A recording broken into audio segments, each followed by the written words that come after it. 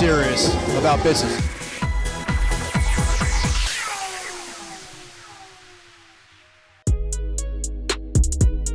The patrons of the 14th Regional Investment and Capital Market Conference have gotten the opportunity to sit back a little and unwind as the annual networking session takes place.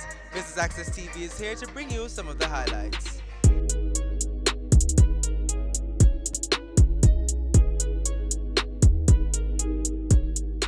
I just want to take this time out to introduce our managing director, Mrs. Street Forest, the lovely.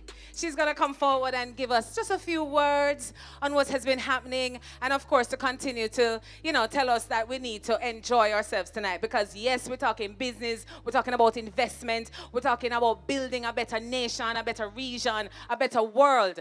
But Mrs. Street Forest, please come and grace the microphone. Thank you, ma'am. Looking lovely as usual. Thank you.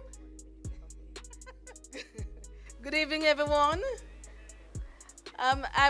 Let me extend a warm welcome to you again at this function. I am really going to be very short, because what I want to really do is to thank you all for coming out. Thank you for supporting us for the last 14 years. There are persons here who are new to the event, some who have been with us for the last 14 years. I cannot stop I have to continue to thank our sponsors, our participants, and all the persons who have made this possible for us. As the evening wears on, I just want you to enjoy yourself, let your hair down, and ensure that we do what we need to do in terms of networking, meeting new people from all over the globe, and just enjoy yourself. Thank you.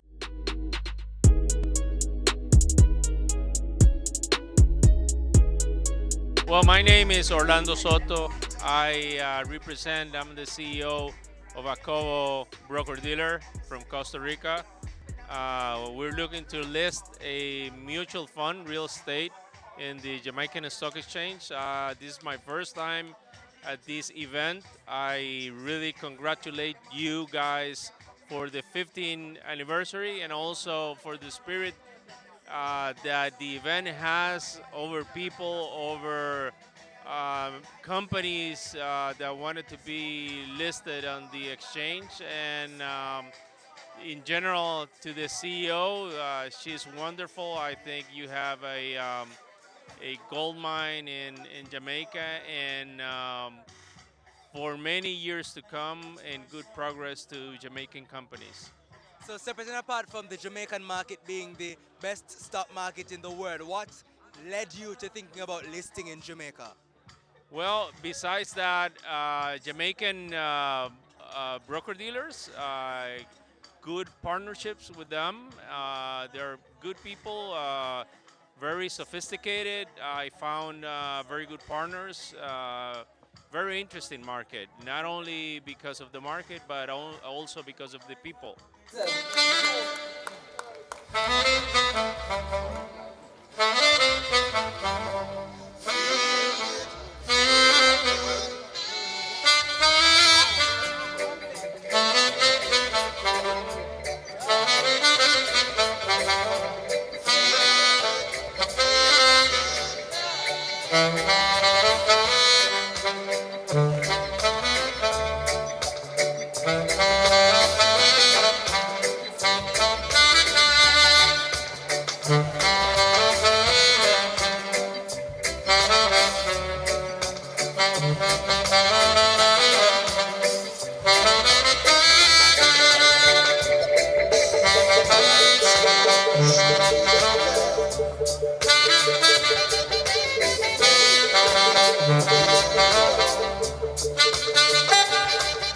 Which stock exchange is the best performing stock exchange for 2018?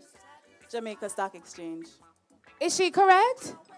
Oh my goodness, you are correct. We have to thank every single member of the stock exchange, because we could not do it without you. Thanks for being the best performing stock exchange in the world. So how was 2018 for your business? Well, 2018 for my business was good. We decided to come to Jamaica because Jamaica imports about $1 billion a year in produce to service their resort community. I live in Las Vegas. Las Vegas imports about $2 billion a year of produce from California and Mexico. So we decided to come down here and grow produce and service the resort community. The investment conference has been great. Met a lot of people that I already have known, and then was able to meet some people that I hadn't known. So it's been very, very beneficial. Is it your first year here? No, I've lived between Montego Bay and Kingston for about 7 years, and moved back to the States in 2004, and I'm back now. So what can we expect from your business for 2019? You can expect us to launch in 2019 and grow produce, supply resorts, and expand and continue to grow.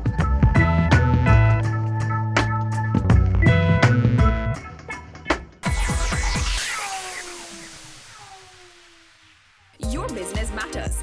Business Access TV offers you the most innovative and effective advertising solution for your business, specializing in B2B sales, cost-effective solutions, the customers you want, the repetition you need.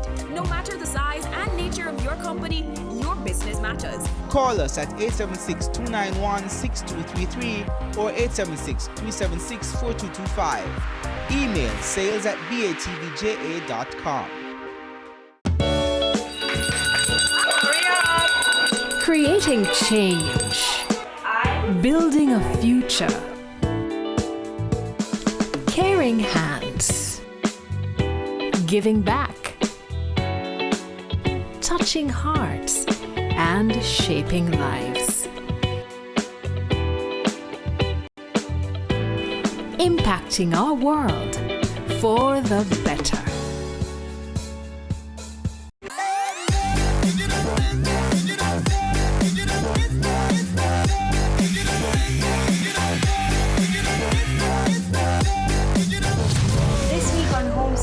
We go around Jamaica to visit a few of our most historical homes, each with their own little story.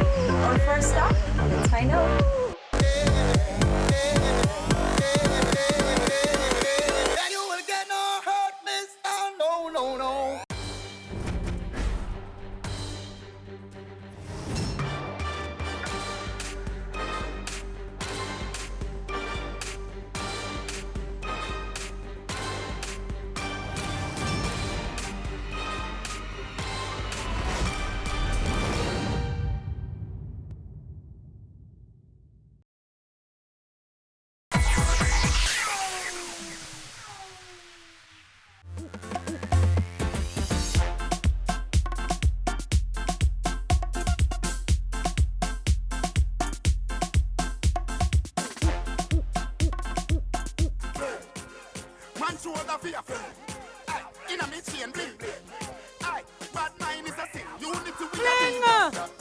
Dancers Philip good than a leather. If you fight that, me picking out the feather. Don't bad mind my brother when them a go the leather. Money man that go get the cheddar. If you not like that, hold them there, hold them there, hold them there. Hold them there, pull it up. How have you been enjoying this evening's proceedings? God, it has been fabulous. I've been having some wonderful opportunities to network. Just congratulating Mrs. Marlene Street Forest on the amazing job that she's been doing with the Jamaica Stock Exchange, how she's effectively led the team, you know, just pulling out the best out of the people that she has around her, and how she's been, you know, managed to keep the stock exchange on top, and just getting to know some other persons, some other players in the market, like Carlos from NASDAQ, and many other persons who are here tonight. So have you been at the conference overall? Oh yes, I came here yesterday. I was here all day today, and tomorrow I'll be on. I'll be speaking in the afternoon, and I'll be here all day as well. It's a staple event for me. Like every year, I look forward to it. I mean, of the 14 years, I think I may have done 10 out of the 14 years. Yeah. So you can basically say that this is certainly something that you have done in your calendar for every year. Oh, absolutely, definitely. It has to be. Like, it's one of those events that get you started for the year. and you know, you get to meet some of the people that you will need to help you to win all the plans that you have. So you identify all the persons who are there and say, yeah, you know what, let's partner, let's connect. So yeah. Do you have a business? Oh yes, so my original business is Pato Apparel, but I have formed out since then the Entrepreneurial You, which is a leadership and entrepreneurial brand. So we have a podcast, the Entrepreneurial You podcast, where I interview people like Seth Godin, Richard Branson, and so much more. And then there's Leadercast, Leadercast Kingston, Leadercast Women, and Leadercast Kingston is happening May 10 this year, so look out for it.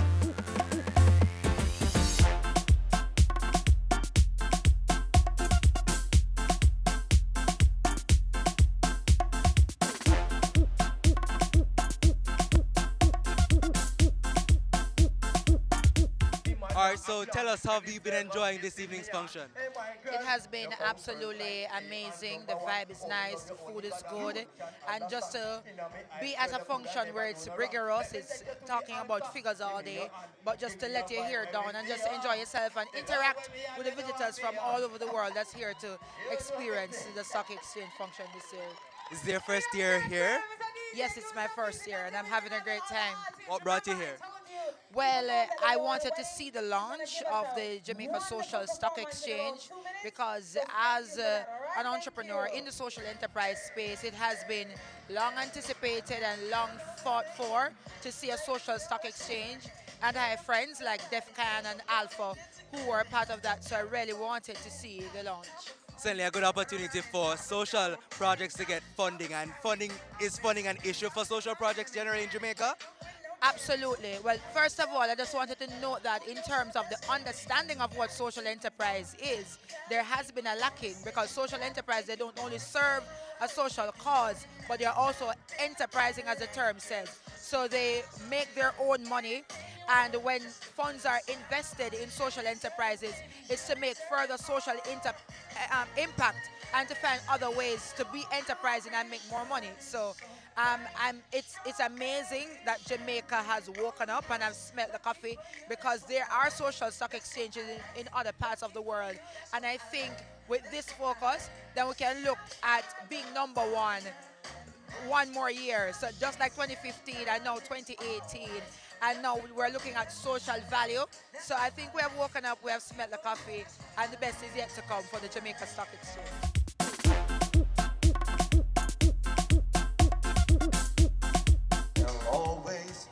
Sunshine when I look at you,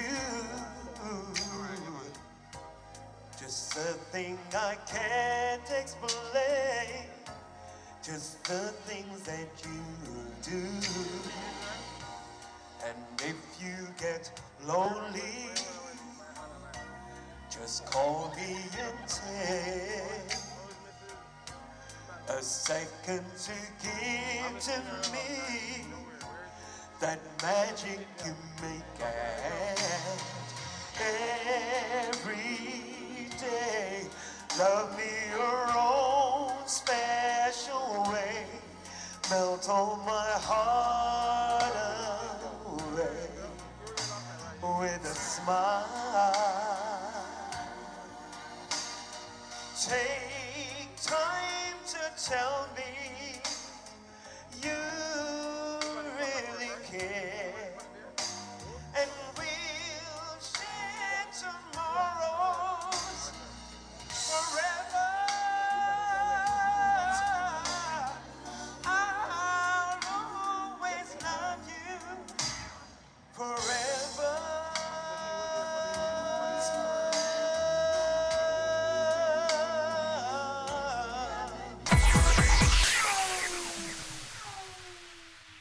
Your business matters.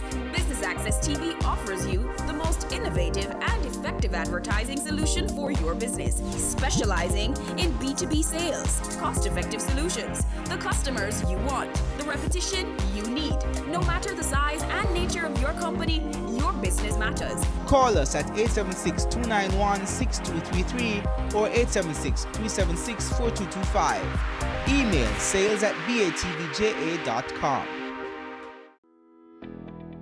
Accounting services, Providing financial information to our clients in a timely and accurate manner is a commitment that we feel cannot be compromised.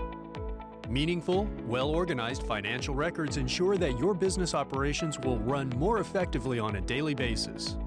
Dodgen Global provides a full range of cost-effective accounting services, including the following: general ledger and financial statement preparation, bookkeeping, monthly, quarterly, annually, accounting system set up for new businesses, compilation of financial statements, audits and reviews.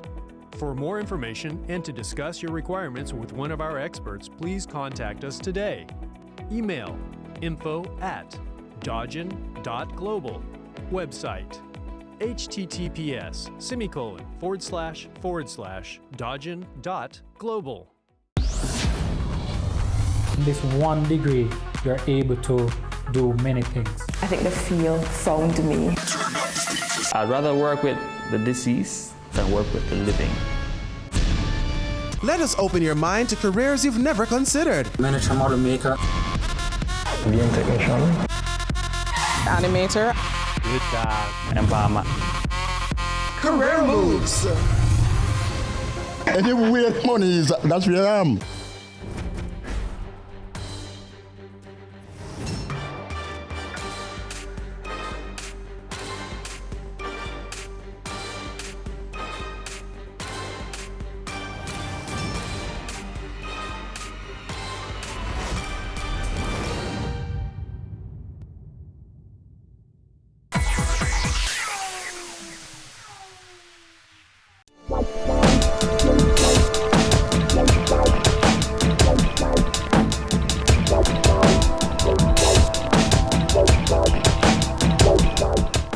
Okay, what year did the Jamaica Pegasus first host the conference? That is the investment conference. You tell me. I'm going to go with 2010. You are absolutely right. Pleased to take this box from my hand because it's so heavy. On a clapping.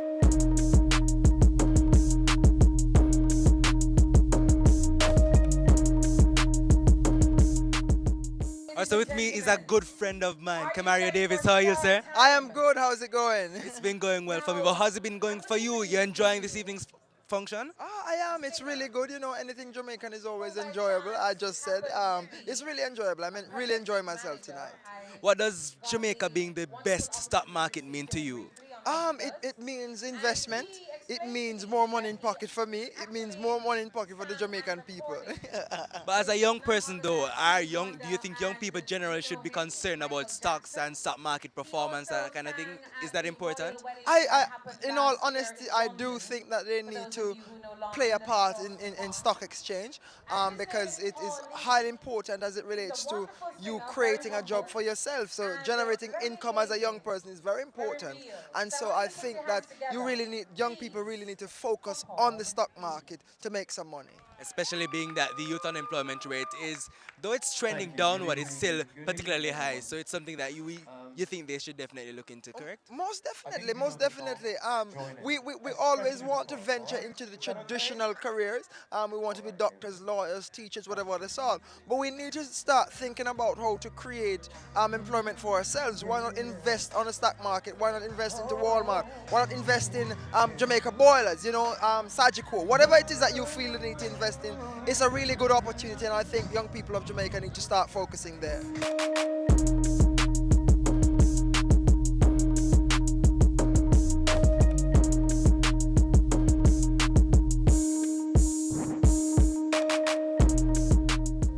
Hey, me say me love you like a free Wi-Fi.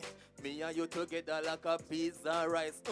Without you, me can't sleep at night. Cause me fi be your husband, you fi be my wife. Why? Me say me love you like a free Wi-Fi. Me and you together like a pizza and rice. Why? Without you, me can't sleep at night. Promise you woulda never leave my side. Me no need no password to get no access. Anytime you come around, instantly you connect like Wi-Fi pan. One of me gadget and you're full of energy like a magnum tonic wine. Me fascinated by everything you do. Looking at me future, girl, I me see you too. To the altar, me ready figure bring you go. The ratings you're taller than a pinnacle.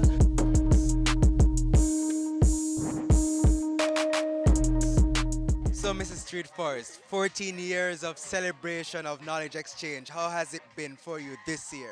It has been fantastic. You recognize that it has been really wonderful with the participants, the sponsors, and really those persons who have presented.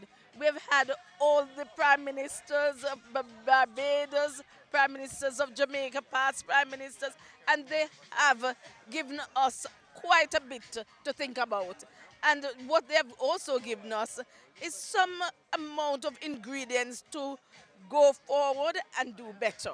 So I think that now we are poised to put in the necessary provisions in order to grow the capital market further than it is. Historic launch this year, the Jamaica Social Stock Exchange. Tell us about how the environment is feeling about that, how persons are reacting to that. Persons are reacting positively to it. Persons who want to give have called. Persons who want to list projects have also called. It has been so positive. Persons have asked exactly what this is, and we are going to have to explain it and explain it again. But we have no problem with that because we know that the social stock exchange will contribute to the growth and development of the third sector, the social sector. And we know that this growth is going to be positive for the entire Jamaica. So finally, what can we expect for the 15th staging? Well, the 15th staging, we should really allow the 14th to be finished. But we know that the 15th staging each year, we get better and better.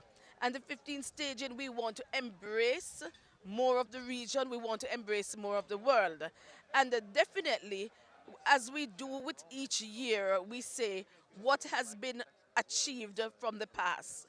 And naturally, for the 15th staging, we will want to report back to you to say, look, we have gained and garnered this amount of funds for the social exchange, and this is what it has done for Jamaica. So we want to report back to you the success that we have had for the 14th. Certainly looking forward to it, and we hope that then Jamaica will still be the top stock exchange in the world. Thank you so much, Mrs. Street Forest. You're most welcome. We've come to the end of the 14th staging of the Regional Investment and Market Capital Conference's networking session.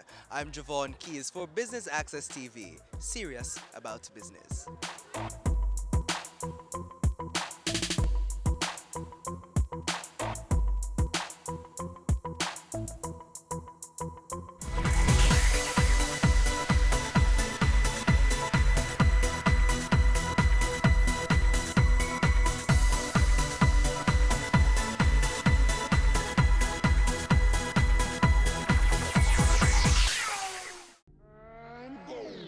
Career Moves has always explored interesting careers, highlighting all you may not have known about them. This season is no different. Coming back to Jamaica, everyone's like, Fizzy what? Fizzy who? When you find a bright boy or girl in the class and people say, what are you going to be? The parents will say, you have to go be a doctor, you have to go be a lawyer. Nobody says you have to go be a politician. Let me see your hands! Tune in Tuesdays at 8 p.m. on Business Access TV. I started out selling out of the trunk of my car. If everybody think the same way, everybody going in the same line. Being an entrepreneur takes everything that you've got. Weekends? What's weekends? We work on a weekend. There are real opportunities everywhere you look. But you have to have the passion. If I do my part well, then everything is okay. We believed in ourselves and our families believed in us. Being convinced of this great opportunity, why we are all here doing what we're doing now.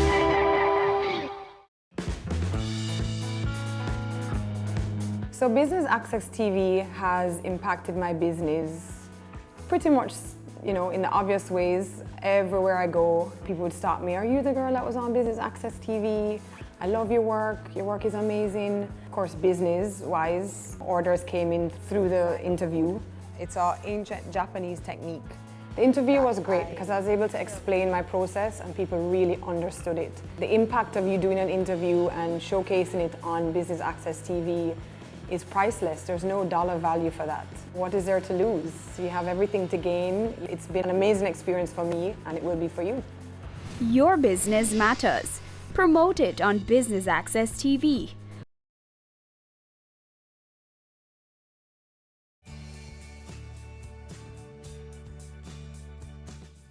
The Jamaica Stock Exchange wishes to help to develop the social sector. To that end, they have formed the Jamaica Social Stock Exchange, which is a safe, efficient, and transparent platform that aims to promote social projects that build Jamaica and will inure to the benefit of all persons living in the country.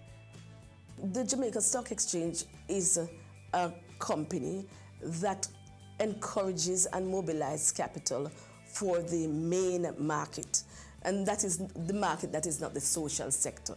Now, the Jamaica Social Stock Exchange is really geared towards the social sector to help to solve social problems in the field of health, education, about children, environment. Those are some of the things that we consider social problems.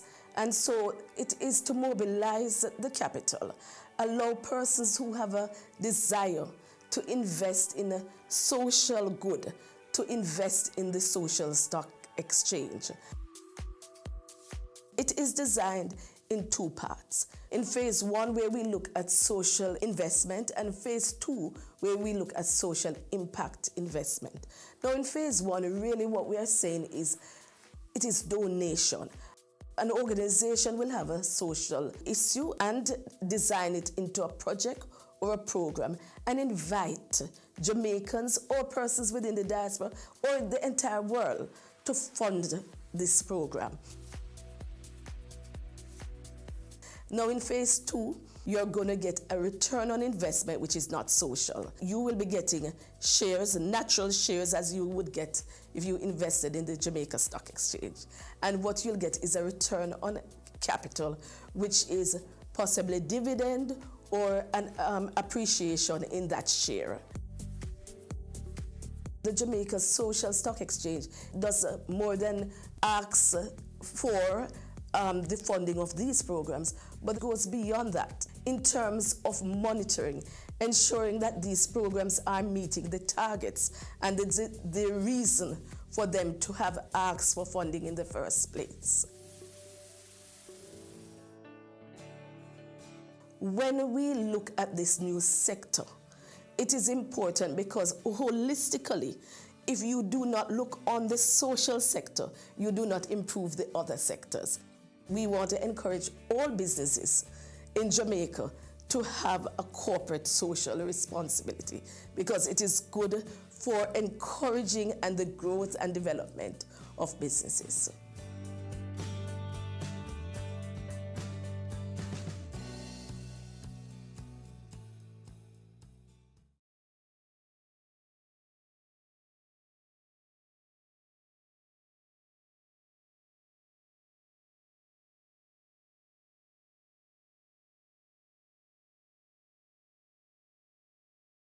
Dodge Global offers a CPA scholarship program to team members who join our team. A career in accountancy at Dodge Global is a great choice and can offer you excellent job prospects. We believe that an accounting education is the greatest gift you can give yourself or anyone else. Few gifts make as significant an impact as the gift of an accountancy education with a job. It's a contribution that lasts a lifetime in the form of learning, opportunity, and success. Join our team and get the opportunity to be part of our CPA scholarship program. This scholarships awards program will be administered by the HR department of Dodge Global. Requirements: first degree in accounting, employed at Dodge Global, willing to pursue the CPA examination. Here's how to apply. Submit application to Staff Accountant, Dodge Global. Email sa@dodgen.com.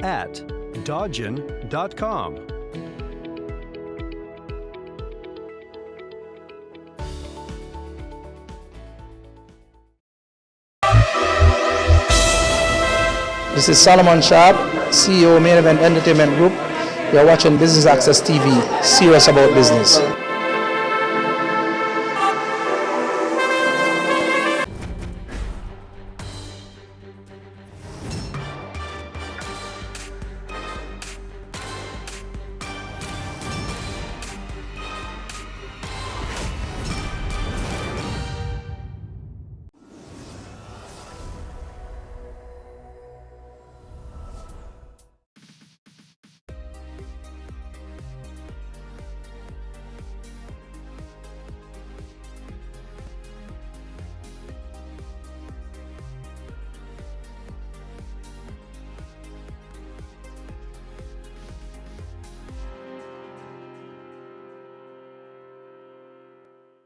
Hi there, welcome to another informative show. Today we highlight the country's efforts to stop the spread of COVID-19. A threat to that process is the circulation of fake news. So the government has created a website which provides up-to-date information on response measures and other matters pertaining to the virus. The website address is jamcovid19.moh.gov.jm. There you may also do a self-assessment to determine your exposure to the virus. There are also links to contact the Ministry of Health if you have returned to the island recently from a country with local transmission, such as the United States, Canada, or the United Kingdom. This is Jamaica Magazine, and I'm Adrian Atkinson. Stay with us. There is so much to see between the pages. What to do if you think you have been exposed or are experiencing signs and symptoms of COVID-19? Immediately call 888-1-LOVE. That's 888-663-5683. In addition, you should stay at home. Don't go to work, school, or any public place. Do not use public transport, and avoid visitors to your home. You may need to do this for up to 14 days to reduce the spread of the infection. A message from the Ministry of Health and Wellness. Up next, highlights of the recently held press conference on the coronavirus.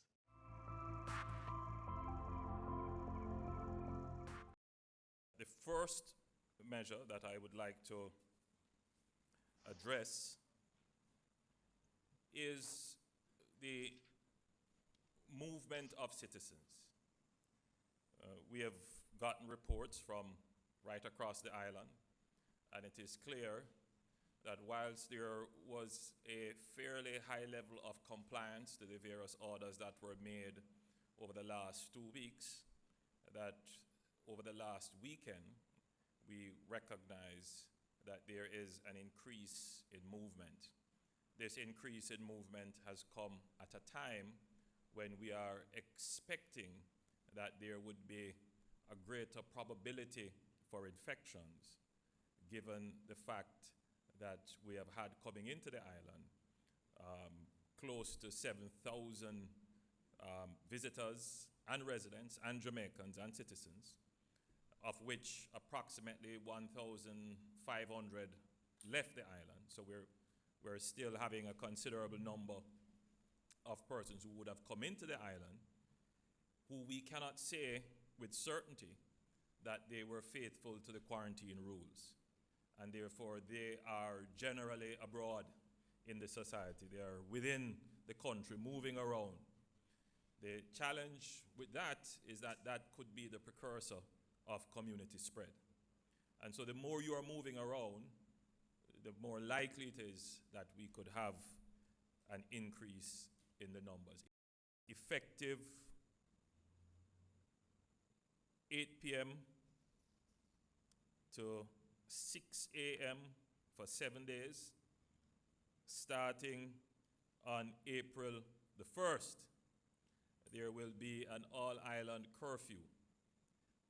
Let me repeat. The police has been instructed to enforce an all-island curfew starting at 8 p.m. to 6 a.m. the following day. And this starts on the 1st of April to the 7th of April. In fact, AG, it would roll into the 8th of April at 6 a.m. Just to be clear on that.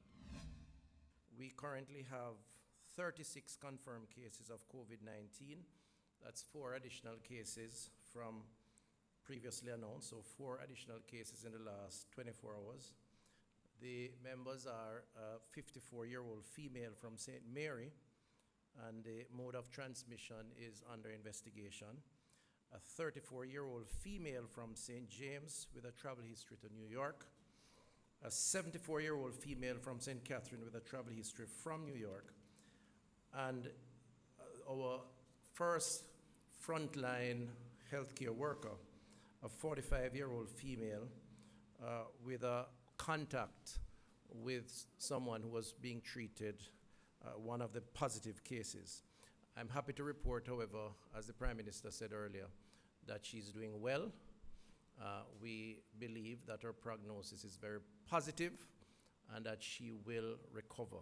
There are now 23 imported cases of the total number, 11 import-related, 2 cases are under investigation, and the average age of the persons who have been infected is 52.7 years, ranging from a minimum of 24 years to the eldest at 87 years.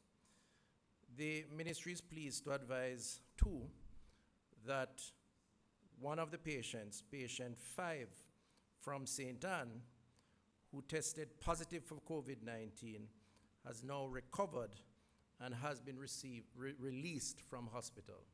So I think we can celebrate our first fully recovered COVID-19 case. This is patient number 5, and there's a protocol to determining when one is released. And I want to just outline that and then make one other point. That individual, having been treated and become asymptomatic, meaning not displaying any other symptoms, would be tested twice within a 48-hour period. And if the tests return negative, then the conclusion is the person is fit and ready to be released. And this has been the case with this individual. This is the time when we have to be extra vigilant. We have been doing pretty well so far, but I want the population to realize that we now have 36 confirmed cases of COVID-19 in the population. That means that at this time, we have the potential to have more cases. We have a lot of persons who have come into the country who may not be self-isolating or self-quarantining themselves. And these persons pose a very, very great risk. They pose a great risk for the numbers to shoot up. So the population has to understand that while it appears to you that things may be looking good, if it is that you do not take action now, then things have the potential to get very worse. Right now, we are following a trajectory that is looking at a doubling of the number of cases approximately every 8 days. If we continue along this trajectory, then we will keep our cases reasonably down. We will continue to keep the curve flat, and flat meaning below what it is that our health system is able to manage. If it is that persons do not stay at home, persons who have traveled to countries where where they may have been exposed, if they do not stay at home, they have the potential to infect other persons, and our numbers are going to go up. If there are persons who have had contact with our 36 confirmed cases, if they do not stay at home, then our numbers will also rise.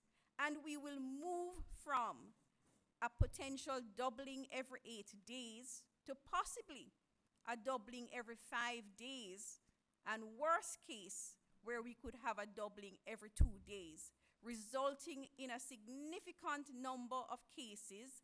According to the graph here, 4,608 possibly confirmed by the 12th of April, if it is that persons do not take their responsibility seriously and stay home.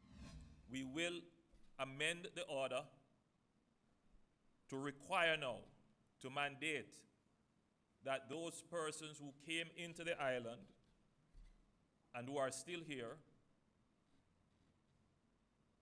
between the 18th of March and the 23rd of March, that they must report to the Ministry of Health utilizing the website which we published the last time, which is jamcovid19.moh.gov.jm, or call the Ministry of Health's hotline, which is 8881-LOVE. We ask that you utilize those two routes to contacting the Ministry of Health, and we ask that you faithfully disclose to the representative who answers the phone or the website that you're interacting with all the information that is required, particularly of your current health status and whether or not you were maintaining the quarantine, and how we can get in touch with you in terms of your address, telephone number, so we can understand your health status and assist you if it is that you are showing symptoms. So we have taken a second look at the order for markets, and we have decided that we will make an adjustment to the order, and that is from Thursday, Friday, and Saturday, we will increase the opening hours. The order now stipulates that markets are open from 6 a.m. in the morning to 2 p.m. in the afternoon for the week. Now we're stipulating that from Thursday, Friday, and Saturday, the markets will open at 6 a.m. as specified, but they will close at 6 p.m. And that is to allow persons to use the market without clustering in the market, to allow persons to have more hours for scheduled visits to the market than to have everyone trying to get to the market before closing at 6 and therefore having congestion in the market and reduced space for social distancing.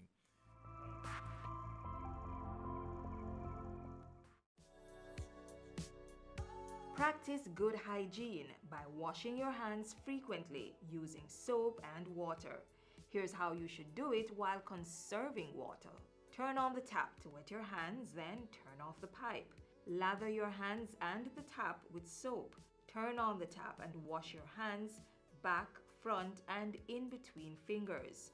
Use some of the water to wash off the tap, then turn it off. Dry your hands with disposable hand towels. If you don't have running water, use a hand rub containing 62% or more alcohol. If hand sanitizers are not available, rubbing alcohol, Dettol, white rum, or household bleach will do the trick. And if all else fails, let hand washing and the handling of potable water be a two-person event.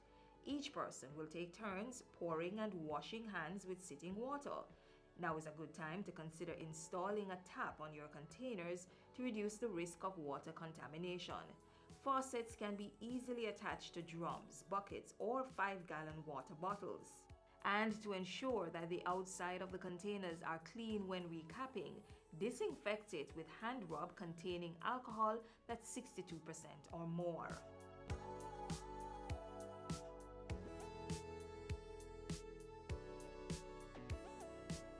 The 5 R's of water conservation are also necessary to practice. Reduce water wastage by investing in water-saving devices. Reuse water at least twice before discarding. Replace leaking pipes, faucets, and other plumbing equipment. Recycle wastewater and use it for gardening, car washing, or cleaning of public spaces. And reclaim water through rainwater harvesting. We all must play our part to ensure there's water to combat the coronavirus and stave off prolonged drought.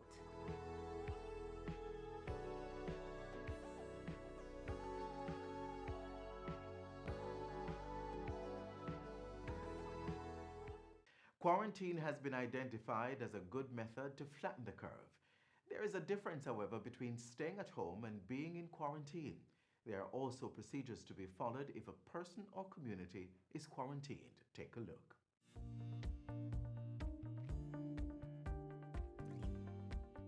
The purpose of quarantine is to closely monitor patients so that symptoms can be picked up early and the appropriate measures taken.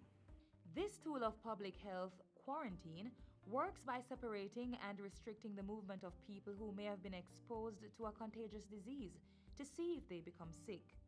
As many countries, and eventually Jamaica, began to grapple with the introduction of a new strain of the coronavirus called COVID-19, quarantine has been one of the measures implemented.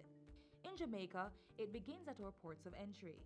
Government assessed the risks and identified several countries that posed the greatest risk to introducing the virus on the island through travel from their citizens or Jamaicans in the diaspora.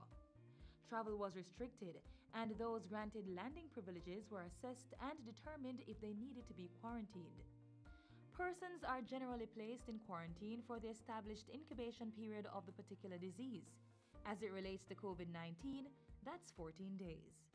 When we place persons in quarantine, what we want to do is to monitor on a daily basis and to ensure that if there are any symptoms that are developing, we pick it up early before the person reaches to a point where they are coughing or sneezing and are more likely to be able to spread the virus.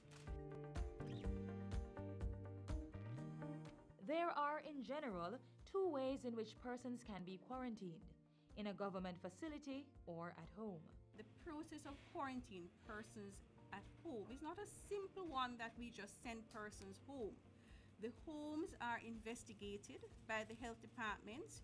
We ensure that there is adequate space for the person to remain far away from other persons, and we ensure that the person is educated as to how it is that they conduct themselves, how it is that they move around. We ensure that the family is also educated, and then the health department checks on this patient on a daily basis. Now that check may mean that the person may be given a thermometer, and they're asked to check their temperatures, and they're given a log that they monitor their symptoms, and this is reviewed by the health department on a daily basis. If necessary, the health department visits the home on a daily basis as well. So we restrict persons who are in quarantine from going outside of their homes. And essentially in a home, what you really need is just a room and an adjoining bathroom. The general precautions in terms of making sure that you keep your distance, 3 feet is what we recommend. The person who is at home who of course does not want to spread any possible thing that they may have to their relatives will take the necessary precautions in terms of some of them may wear a mask, okay, to prevent. If they're talking to their relatives or friends, they may choose to wear a mask. The washing of hands is very, very important, because any kind of droplets that get on your hand, you can transfer to your face, and you can therefore get it into your ear passages or into the eyes and cause an infection. So the washing of hands, making sure that you have that facility, and also for hand sanitization, if you don't wash immediately, that is also recommended. As at March 17, there are 4 government quarantine facilities across the island. Essentially, for a quarantine facility, what we really need is that the person is separated from other persons and there is minimum contact. When persons are quarantined at one of these national facilities, they are kept in a room and monitored daily by members of a healthcare team. They are fed and their daily needs met during the quarantine period. In some cases, a third form of quarantine may be required: the quarantine of an entire community. Like home and self-quarantine, residents are required to be quarantined in their homes for 14 days. They are required to remain inside their houses and not wander about in the community unless necessary. They must remain within the mapped-out boundaries of the community, which are now manned by the security forces. During the period, government will deliver care packages to the residents, which include food, water, and in some cases, medicine. They are also educated on what is happening to them, what to expect, and how to prevent the situation from escalating. Whether persons are in home or government facility quarantine, it is important that they abide by the quarantine guidelines, maintain a positive attitude, and contact the Ministry of Health and Wellness COVID-19 helplines if someone in the household gets sick.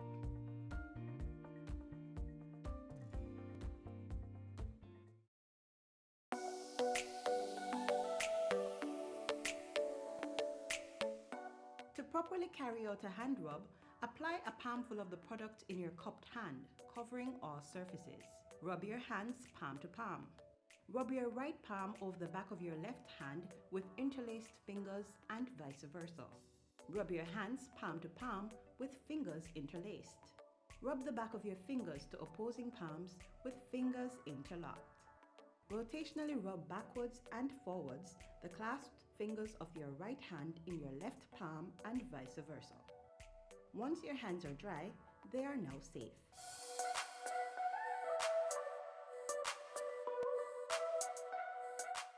As we strive to protect our physical well-being, we must also ensure that our finances are intact. We should not overspend or buy unnecessary items. Now is probably not the best time to splurge on clothes or fashionable accessories. The uncertainties surrounding the virus is a reminder that we should pinch our earnings. Here are a few tips on how to protect our savings.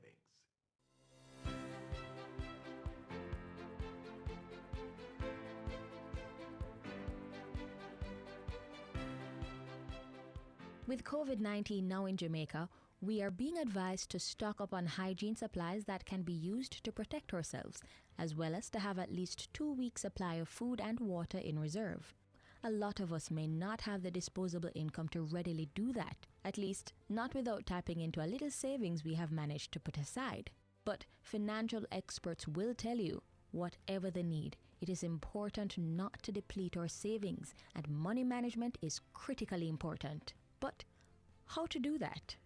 First, don't rush to shop, or panic shopping as they put it. Why? Because you may buy things you don't immediately need, leading to wasted spending. Next, I would say assess your home situation. Check how many persons are in the family, if there are babies, toddlers, and persons with special needs. You should then decide on the amount of available money you have to spend. Make a list of the things you need. The experts suggest at least 2 weeks' supply of basic food items and medication. To help with your shopping list, it's a good idea to work out a meal plan for the period. Next, be disciplined. Try not to divert from this meal plan too much and finish the supply early. This would mean going back to the store to spend more money. Protecting your health is priority number 1, and being smart with your expenses actually supports that. We must remember that we are not sure how long the country will be going through this pandemic. So, as best as possible, we need to ensure our money can carry us through for as long as possible and hopefully have reserves for after. From the data, we can see that most countries will enter a phase of rapid increase in cases.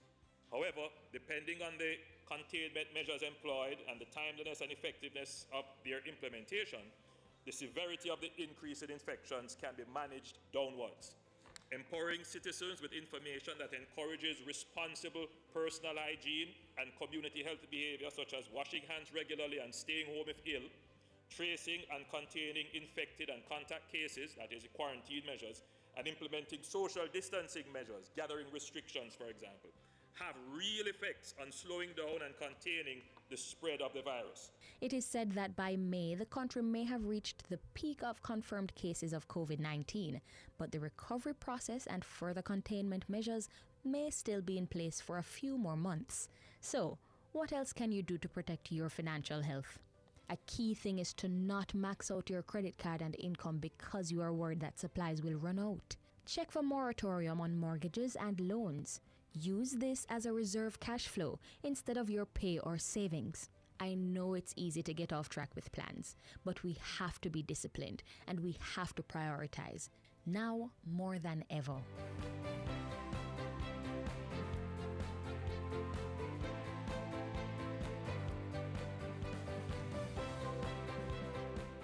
The National Solid Waste Management Authority, NSWMA, wishes to advise the public that the Mandela Park in St. Andrew is closed. This is in adherence with government's restrictions on gatherings in public spaces. The halfway tree-based park will be closed until further notice. The NSWMA will continue to closely monitor the announcements of the Ministry of Health and Wellness to make decisions in the best interest of the citizens of Jamaica. The National Solid Waste Management Authority, NSWMA, is calling on citizens to properly secure garbage for collection. The The entity also warns you to call if there is a pileup of domestic solid waste in your community. Watch this. Solid waste management is a critical component of curtailing local transmission of COVID-19. As householders strive to keep their homes and frequently used surfaces clean, domestic garbage collection is now even more important. The National Solid Waste Management Authority, NSWMA, has called on citizens to partner with the agency in taking all measures possible to contain the spread of this virus. The recommended actions to support the sanitation crews are securing household garbage by properly bagging, tying, and placing in a container for collection, double bagging garbage containing tissue, gloves, face masks, and diapers, placing storage receptacles at the front of the premises where they can be accessed without hindrance 24 hours per day. Persons with uncollected garbage are also encouraged to contact the agency through the following media. Call toll-free at 888-CLEAN-JA, that's 888-253-2652, or WhatsApp 876-448-3220. Or email nswma@nswma.gov.jm. Visit the agency's website www.nswma.gov.jm and reach out on Twitter, Instagram, and Facebook. The NSWMA continues to work closely with the Ministries of Local Government and Health to ensure the welfare of employees and the citizens of Jamaica.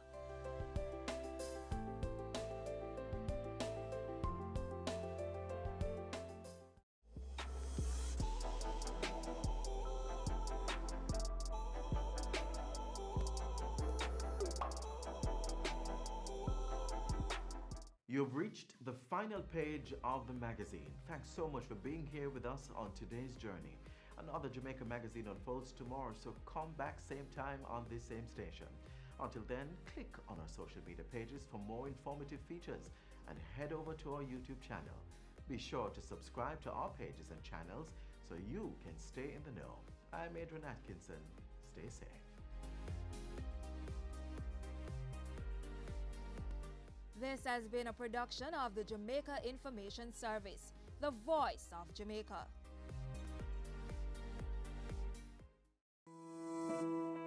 Business Advisory. Realize greater growth and profitability. Navigating market changes can be challenging for any business. Our goal is to help you identify opportunities at any stage of your financial life cycle, ensuring you continue to meet your business needs in complex market environments. From startup through to expansion, tax advisory to accounting, Dodge & Global provides a multidisciplinary approach to managing the entirety of your affairs. We ensure your business remains profitable and competitive. You can expect practical advice, effective cost management, and a mutual respect for your goals and growth aspirations. Our commercial advice comes from extensive knowledge and experience working with a broad range of business and industry sectors. Dodge & Global can help you make smarter, more effective decisions. Let's have a conversation. Contact us at email info@dodgen.global. Website https://dodgen.global. In this 1 degree, you're able to do many things. I think the field found me. I'd rather work with the deceased than work with the living. Let us open your mind to careers you've never considered. Manager, model maker, Game technician, Animator, good job, empowerment. Career moves. Anywhere money is, that's where I am. Your business matters. Business Access TV offers you the most innovative and effective advertising solution for your business, specializing in B2B sales, cost-effective solutions, the customers you want, the repetition you need. No matter the size and nature of your company, your business matters. Call us at 876-291-6233 or 876-376-4225. Email sales@batvja.com.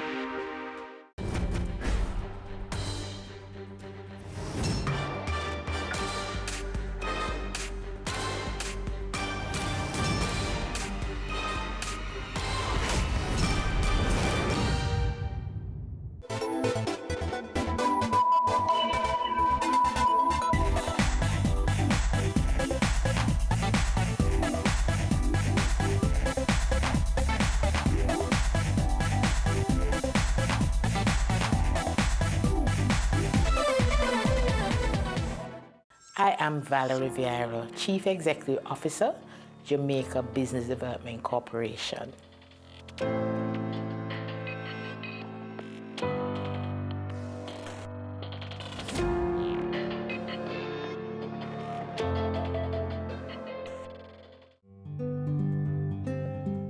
At heart, I'm a true country girl, and still is, despite having lived and went to school and university in Kingston.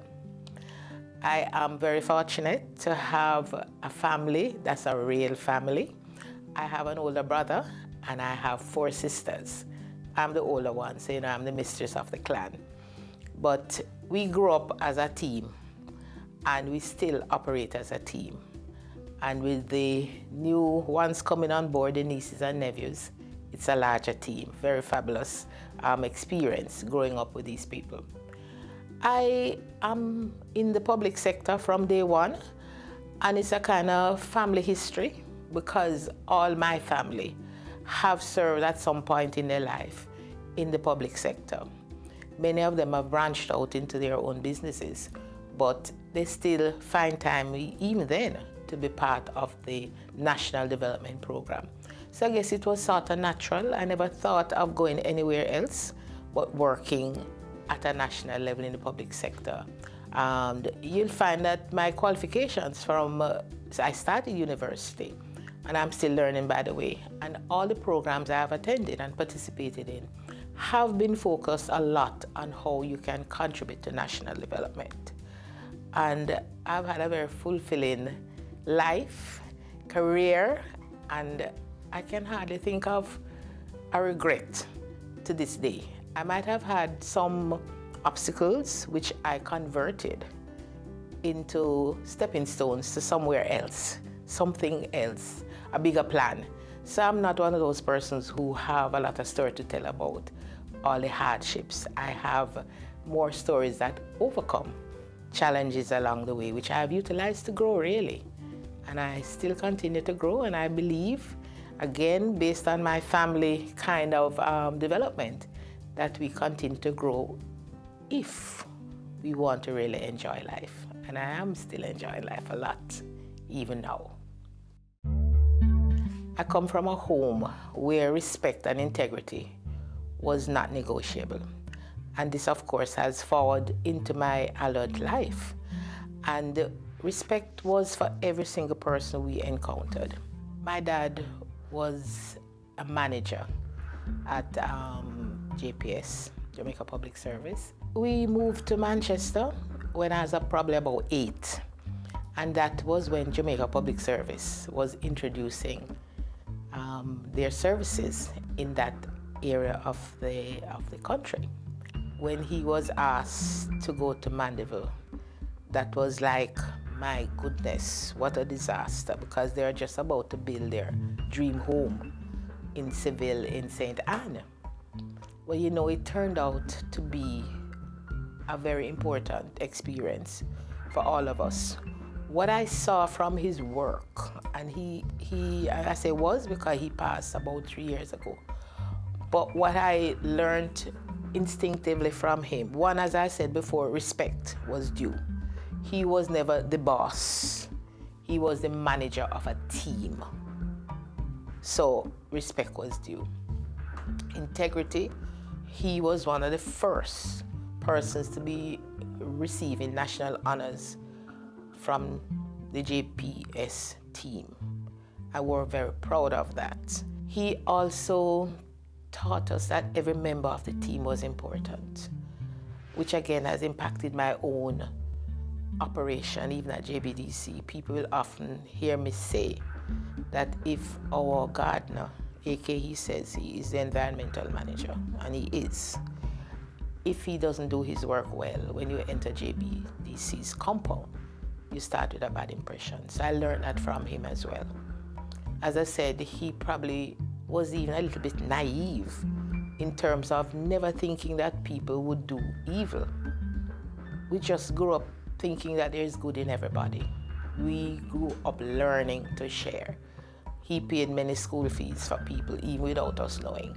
And that again has guided me fast forward into my adult life, because I've fostered a young lady who I'm very proud of, who is now married, and actually I have a grandson from her. But there are other people who I have quietly supported, not because you want any acclamation, but because it's the right thing to do. My mother was his queen, and so she was the queen of the house, and he would respect that. I've never heard him speaking hard to her. My mom was stay at home, and maybe that was something that was excellent for us. We learned a lot at the kitchen table apart from cooking. One of those things was to save. If you earn $10, you can consume $10. And when we started getting pocket money, which was like 2 shillings, that's dating me, we had to put 1 shilling in the saving box. And the end of the month, my sister and I had to go to the post office bank to put that money in the bank. We thought 2 shillings to put in the bank was just not for us to do. My parents, they were not interested in that. They were interested in the fact that we must learn not to consume all that we have. And surprisingly, that saving was part of the down payment for our house, which we now have in Kingston. My parents wanted to train us how to apportion your income. Part of that was entertainment as well, but a big part had to be savings. And I've taken that into my adult life. So I'm not one of those persons who consume every dollar that I earn. And I'm not persuaded that if you earn what you think is a small salary, that you need to consume everything. I'm more persuaded that you need to adjust your lifestyle to save something. And my parents always said that we as young women should never ever have to be looking to get married or so on, because we need somebody else to complete us in any way. In fact, we're told that we were all people, full people. So if you were seeking a partner, it should be another full circle that joins with you, not a half person looking for another half person to make a whole. So we have had some of those sound foundations from home, and it has taken me into my work. The MSME sector is acknowledged, recognized. It's at the table for the conversation, making their input, not being spoken of, but being spoken with.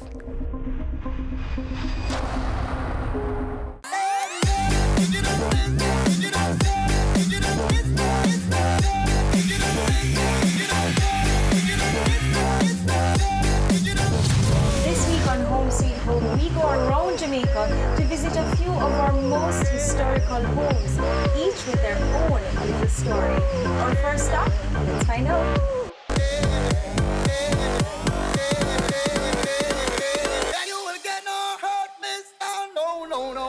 Your business matters.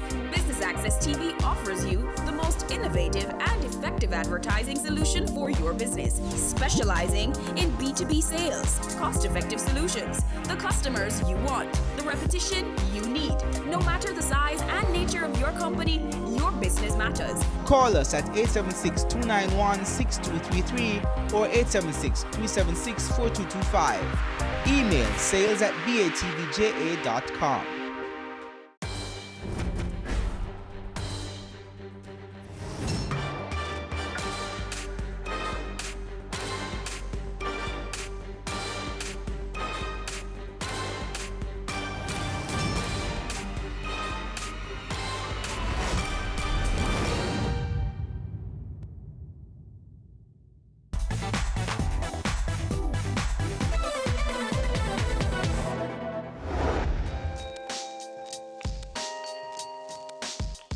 At Harvard, I found that I knew a lot, because sometimes we speak down our local institutions.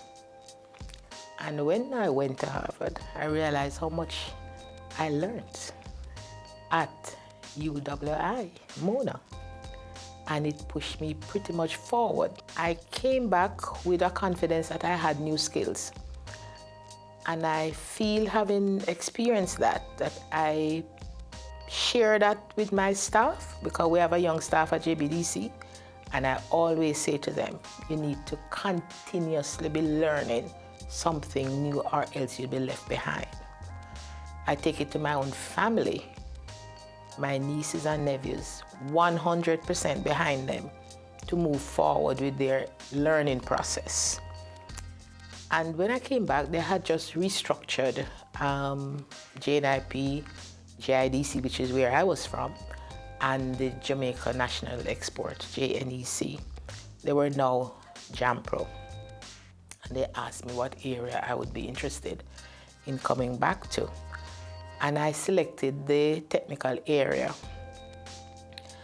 And I became in charge of negotiating technical assistance for Jamaica, under JAMPRO programs and so on, and managing a technical team, which included engineers and so on. Remember, I'm not a technical, I'm an administrator. But I learned that you should not necessarily be the engineer who manages a team, because the role of the manager is not to necessarily be doing all the specific work, but to ensure that it happens. So I had that team. And as I said, there was an alignment, because I came back, I must say, and I don't usually talk about it, but I got a great mark in the negotiation program. And it equipped me very well for that kind of work. So I got into good books with the UNDP people. So we had a program that I led in the negotiation, which actually turned out to be the foundation for the JBDC now. Because that program, through good management with the team, I had a strong team, we then evolved into the organization that is now Jamaica Business Development Corporation. It took a few years, but it was such an exciting journey. We started off with the micro and small business sector being seen as the flavor of the month. It was politically correct to say you're supporting these people. But I was clear that it needed more than that. And I was fortunate to have in my team people who shared the vision. And we embarked on a program of really getting the sector recognized as a key part of economic development.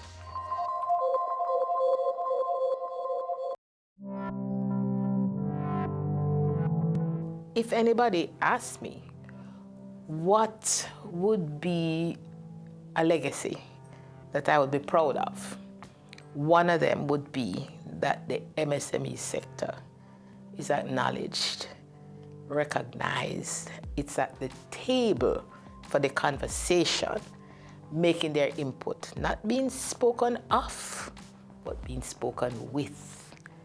And almost every institution at tertiary level now speaks of small business and entrepreneurship and all of that. Before now, entrepreneurship was only big man thing. You had to have money, you had to have a big factory and all of this. And I do recall my team and I, did we say we're a little off? We took a container and we got some blessing from the government at the time, the minister we had, and he allowed us. We took a container and converted it into a movable factory. We went all over Jamaica, having it on a flatbed truck, taking it all over, talking about production in a container, showing that production don't have to be a big factory. Exciting days. We're all over the place. And meeting with the real people. As a country girl, I love to relate to my country people. They are real people. And we were so excited when we could share with them possibilities that were pregnant for development. You know, demonstrating that small business is big business if done right. And this is really the essence of JBDC. How do we provide support to small businesses at all levels? Whether you're making tambourine ball for the pharmacy, it has to be done to standards. It has to be properly priced. Sanitation have to be right, just as if you're making it to export. And this has been the belly of JBDC. And that is a legacy that when I sit in my rocking chair, I will really feel excited that the MSME sector has come into its own. It even has a policy and others coming out of that main policy to support their development. And now the profile has changed dramatically from being somebody distributive trade to university graduates coming out and starting their own, small businesses. I'm very excited about that.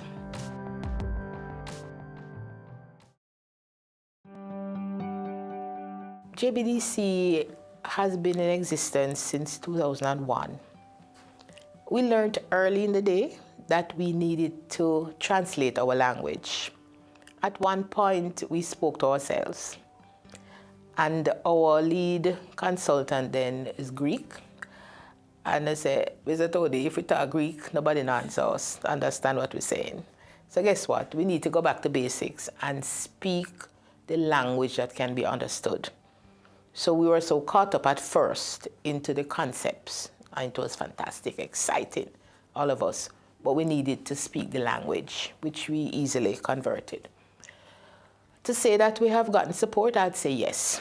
From day one, Mr. Patterson then was our Prime Minister, and he launched JBDC. We have never turned back since then. All our ministers, to different degrees, have provided support. You see, we are not an organization that you can forget that's there. We are not that kind of team. We are very forward-thinking and in your face. Everybody knows that. JBDC will go where angels dare not. And if you want an example of public-private sector partnership, JBDC would be one of those organizations. Lots of our programs are funded by private sector organizations. They couldn't happen without that. We also negotiate and stand on our reputation for successful delivery of programs with the international communities.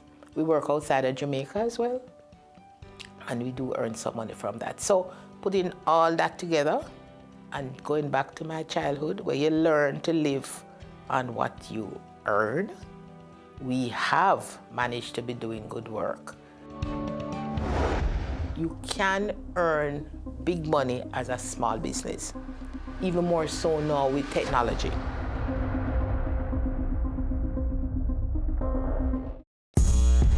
I started out selling out of the trunk of my car.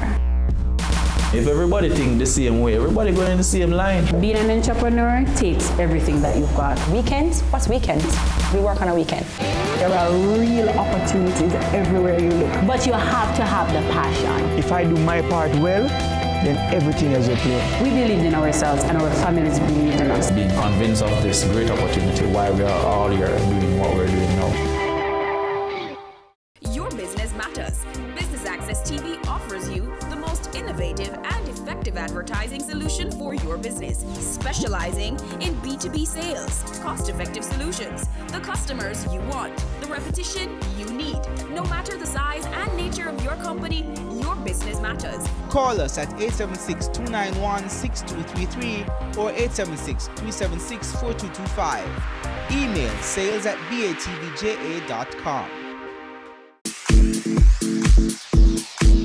This is Caroline Smith, marketing implementer for Sol Western Caribbean for Shell Lubricants, and you're watching Business Access TV, and they are serious about business.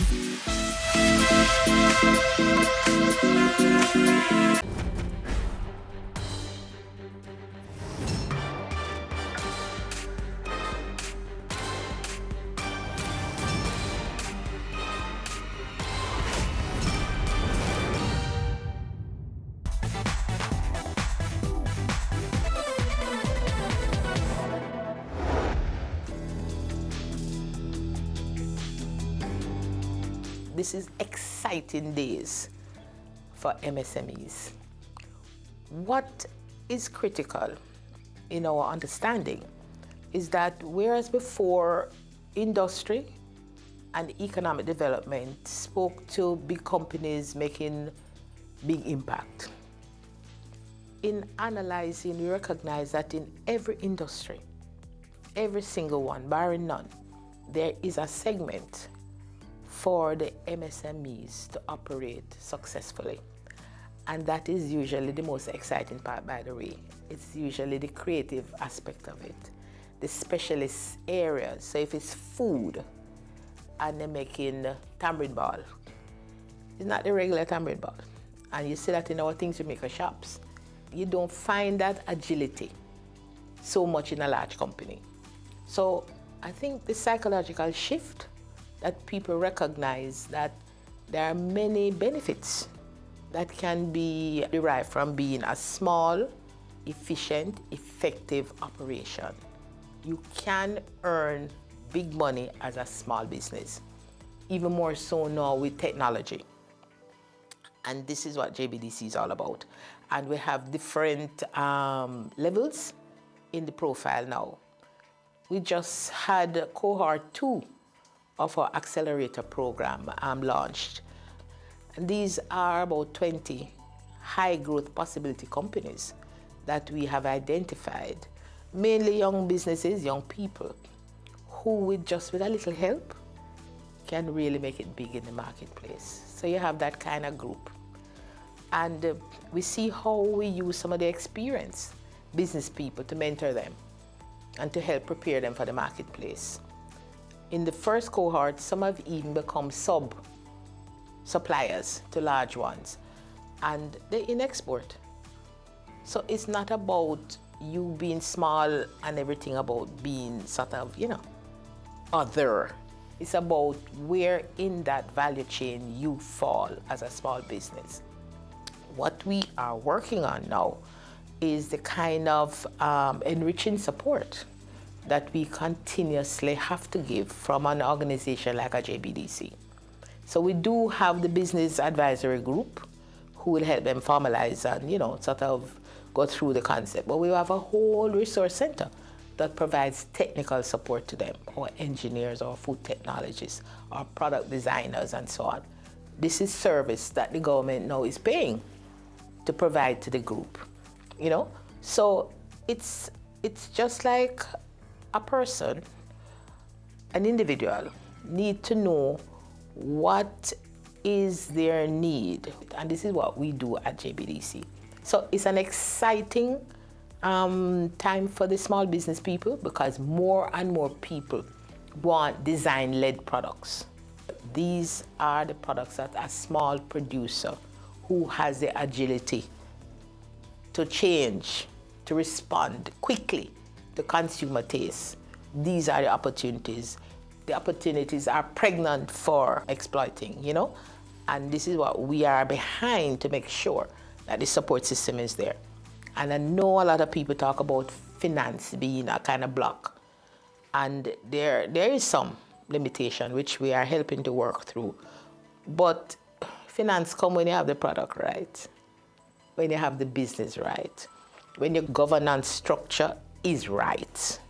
And I always say B&B don't work. Bed and boardroom don't necessarily work. So we work through those things with our small businesses.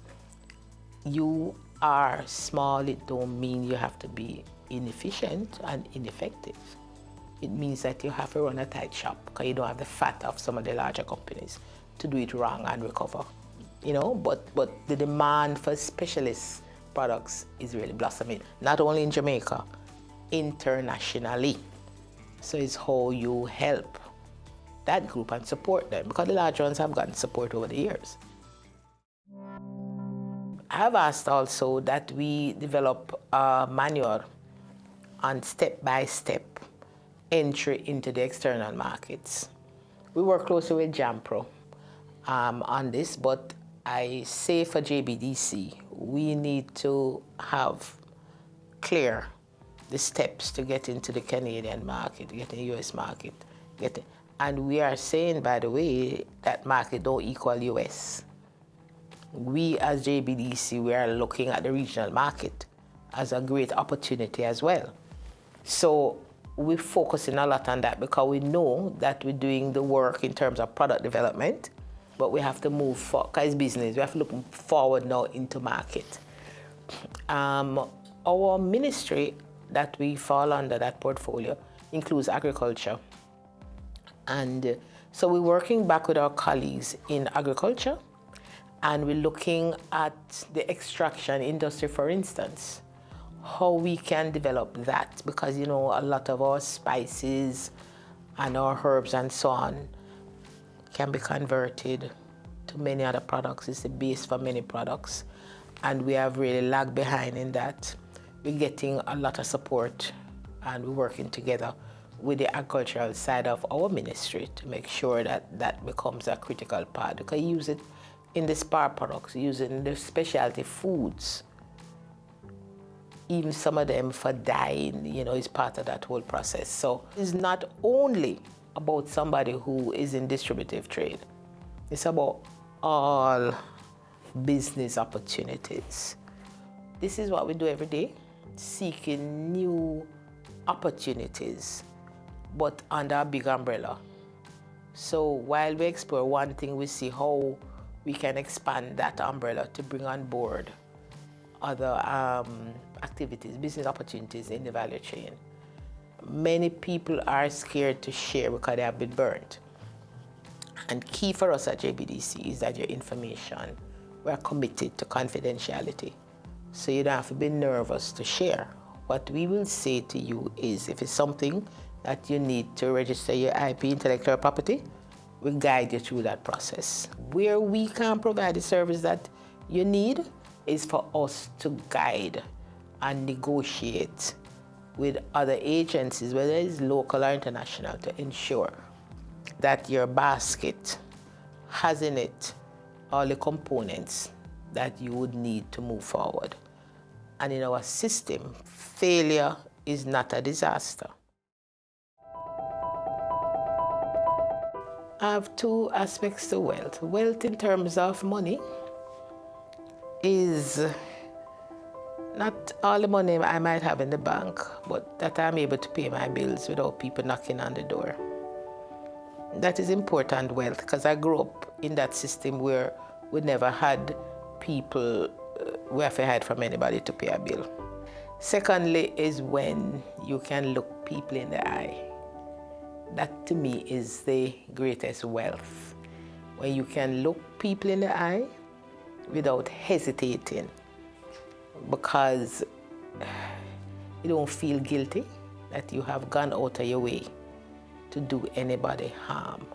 I think that the peace that comes from that is the most fantastic wealth you can experience, when your inner spirit can be calm despite all the noise around you, because you have done your best.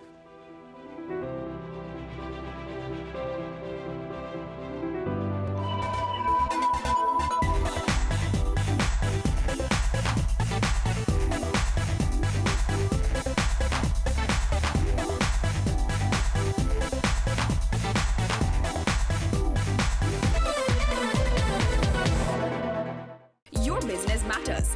Business Access TV offers you the most innovative and effective advertising solution for your business, specializing in B2B sales, cost-effective solutions, the customers you want, the repetition you need. No matter the size and nature of your company, your business matters. Call us at 876-291-6233 or 876-376-4225. Email sales@batvja.com. I started out selling out of the trunk of my car. If everybody think the same way, everybody going in the same line. Being an entrepreneur takes everything that you've got. Weekends? What's weekends? We work on a weekend. There are real opportunities everywhere you look. But you have to have the passion. If I do my part well, then everything is okay. We believed in ourselves and our families believed in us. Being convinced of this great opportunity, why we are all here doing what we're doing now.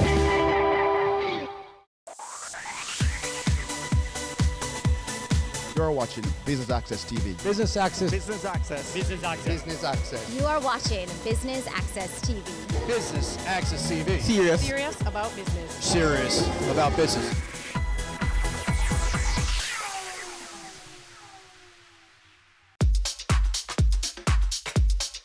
It's the perfect place for professionals to be. All roads lead one way to 100 Hope Road as Creative Media and Events presents another edition of Corporate Mingle, networking with a purpose. Join us here on Business Access TV for the highlights. Good evening, everybody. Evening. And welcome to Corporate Mingle, the GKI family. Welcome to everybody. We just want to quickly share with you our Premier Biz. So this is one of our new innovative solutions targeted at small businesses. This week's edition of Corporate Mingle is brought to you courtesy of GK Insurance. That's Grace Kennedy Insurance. And with us now is the Assistant General Manager of GK Insurance, Shaluk Richards. Now, Shaluk, first and foremost, you've got a pretty good turnout here at 100. Are you satisfied with the numbers that you're seeing? Yes, we are very satisfied. It's a lovely turnout. Corporate Mingle, an event that we tend to participate with and sponsor from time to time, and so we're very glad and happy with the turnout. Why did GK Insurance take the decision to sponsor Corporate Mingle though? Is it part of your marketing strategy? Are you targeting a particular group of persons? The product that we're pushing this afternoon is our Premier Biz.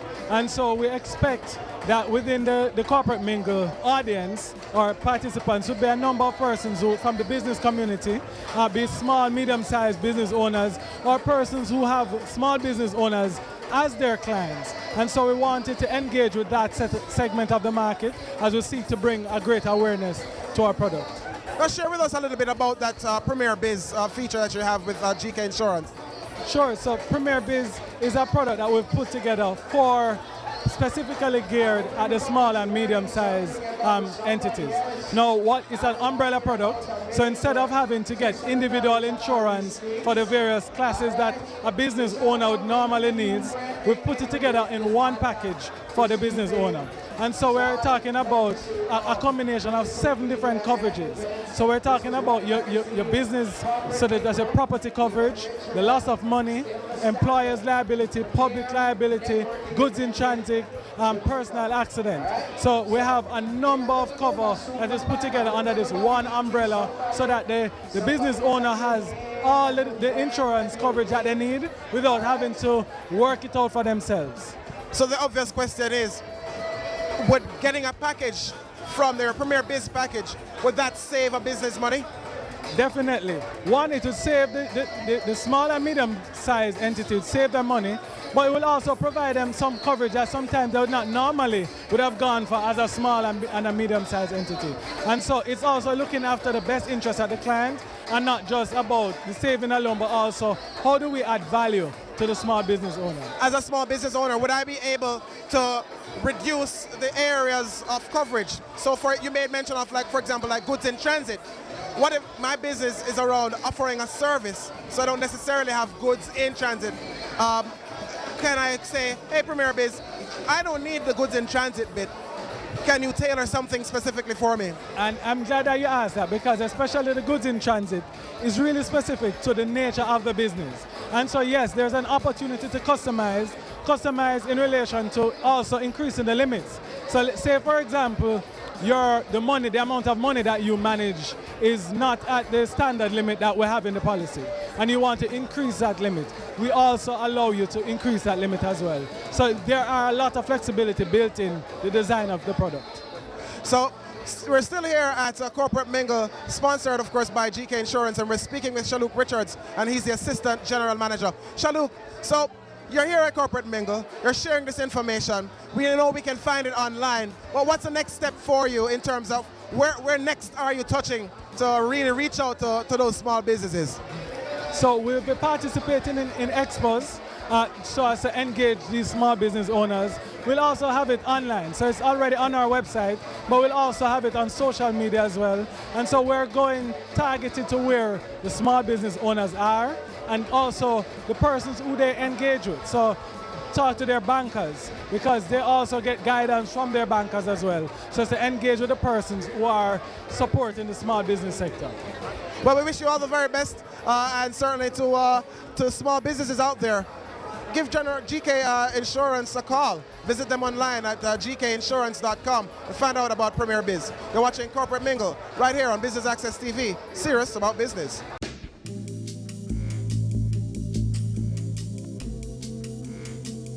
So Corporate Mingle just doesn't happen by itself. You have a really dedicated team working hard behind the scenes, working before the event to really make it a success. And one of those persons is Leighton Davis of Creative Media and Events. He's with us now. Leighton, so Corporate Mingle took a bit of a break for a while, but it's back. And the big question people want to know is they're hungry for Corporate Mingle. They want to know how often can we expect it? Well, you know, we actually had one in February at ATL. It was a huge success. Over 200 persons came out. And I think the capacity for it kind of, it not surprised us because, I mean, we've been keeping Corporate Mingle for over 7 years now. But I think the popularity has grown so much and people, as you said, are so hungry. We have to find the right location. We chose 100 tonight only because we wanted somewhere different. And in terms of how often, it depends on the sponsorship. Right. But right now we're looking at maybe quarterly or bi-monthly. You made mention of sponsorship. GK Insurance is on board. How easy or difficult of a sell was it to get GK Insurance? Not hard at all. I mean, GK has actually sponsored us about maybe 3 times already. Not only in Kingston, but in Montego Bay and Mandeville. So they had a promotion going on, and they gave us a call. And of course, we're always ready to facilitate them because they're one of our partners. Now, of course, companies don't just partner with you because they have some money just laying and not using. It's a part of a strategy for them. Right. Share with any potential business owners, companies, corporations looking on and say, hey, you know, why is Corporate Mingle a good vehicle for their brands? Okay, well, I mean, Corporate Mingle is Jamaica's #1 networking event, and the longevity of it. But listen, once we put our Corporate Mingle on social media, no matter what day, as I said, today's a Thursday. The first we ever kept on a Thursday, and over 100 odd persons are here. And we really started promoting this maybe 4 days ago. It's good value for money. It's what we call a ready-made chicken. Just like when you buy a rotisserie chicken, that's the concept. You sponsor the event and you get everything put together for you. Or you have show up with your banners and you have an event with people here to sell your products and services too. With that said though, my introduction suggested that, you know, you have a team working hard behind the scenes. How difficult or easy is it to pull everything together? Right now, it's a little bit easier because we've done it for so long. We have a very good understanding. We have a template then that we work with, and our account executives, they work very hard behind the scenes. They put everything together. The key thing is working with our partners. So because it was the first time at 100, negotiating with them the terms and deals might have been the hardest part, but once we got over that hurdle, we're good to go. All right, well, we wish you and the brand every success, and we look forward to the very next one. Thank you. Business Access TV, serious about business.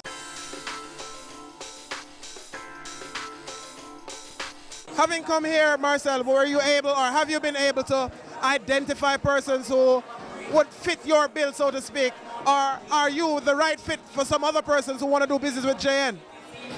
It's an interesting dynamic. I really was just coming here to just observe, but a lot of persons have approached me not knowing the capacity that I'm in, but I've made interesting links and contacts with persons, and I know for a fact that I'm coming away with fruitful information.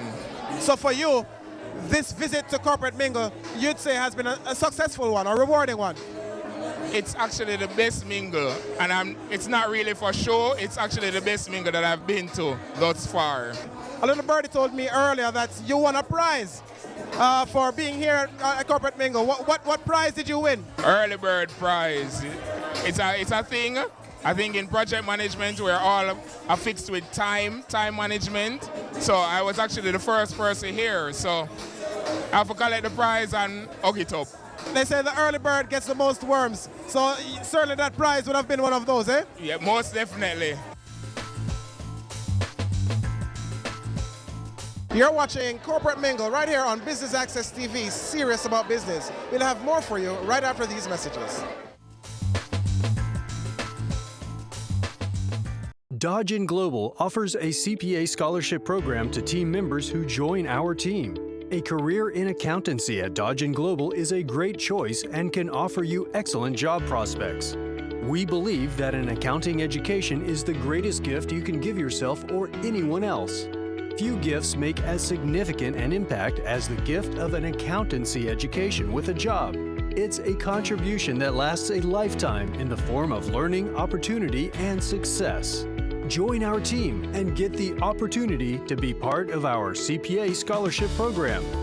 This scholarships awards program will be administered by the HR department of Dodgen Global. Requirement: first degree in accounting. Employed at Dodgen Global. Willing to pursue the CPA examination. Here's how to apply. Submit application to Staff Accountant, Dodgen Global. Email sa@dodgen.com.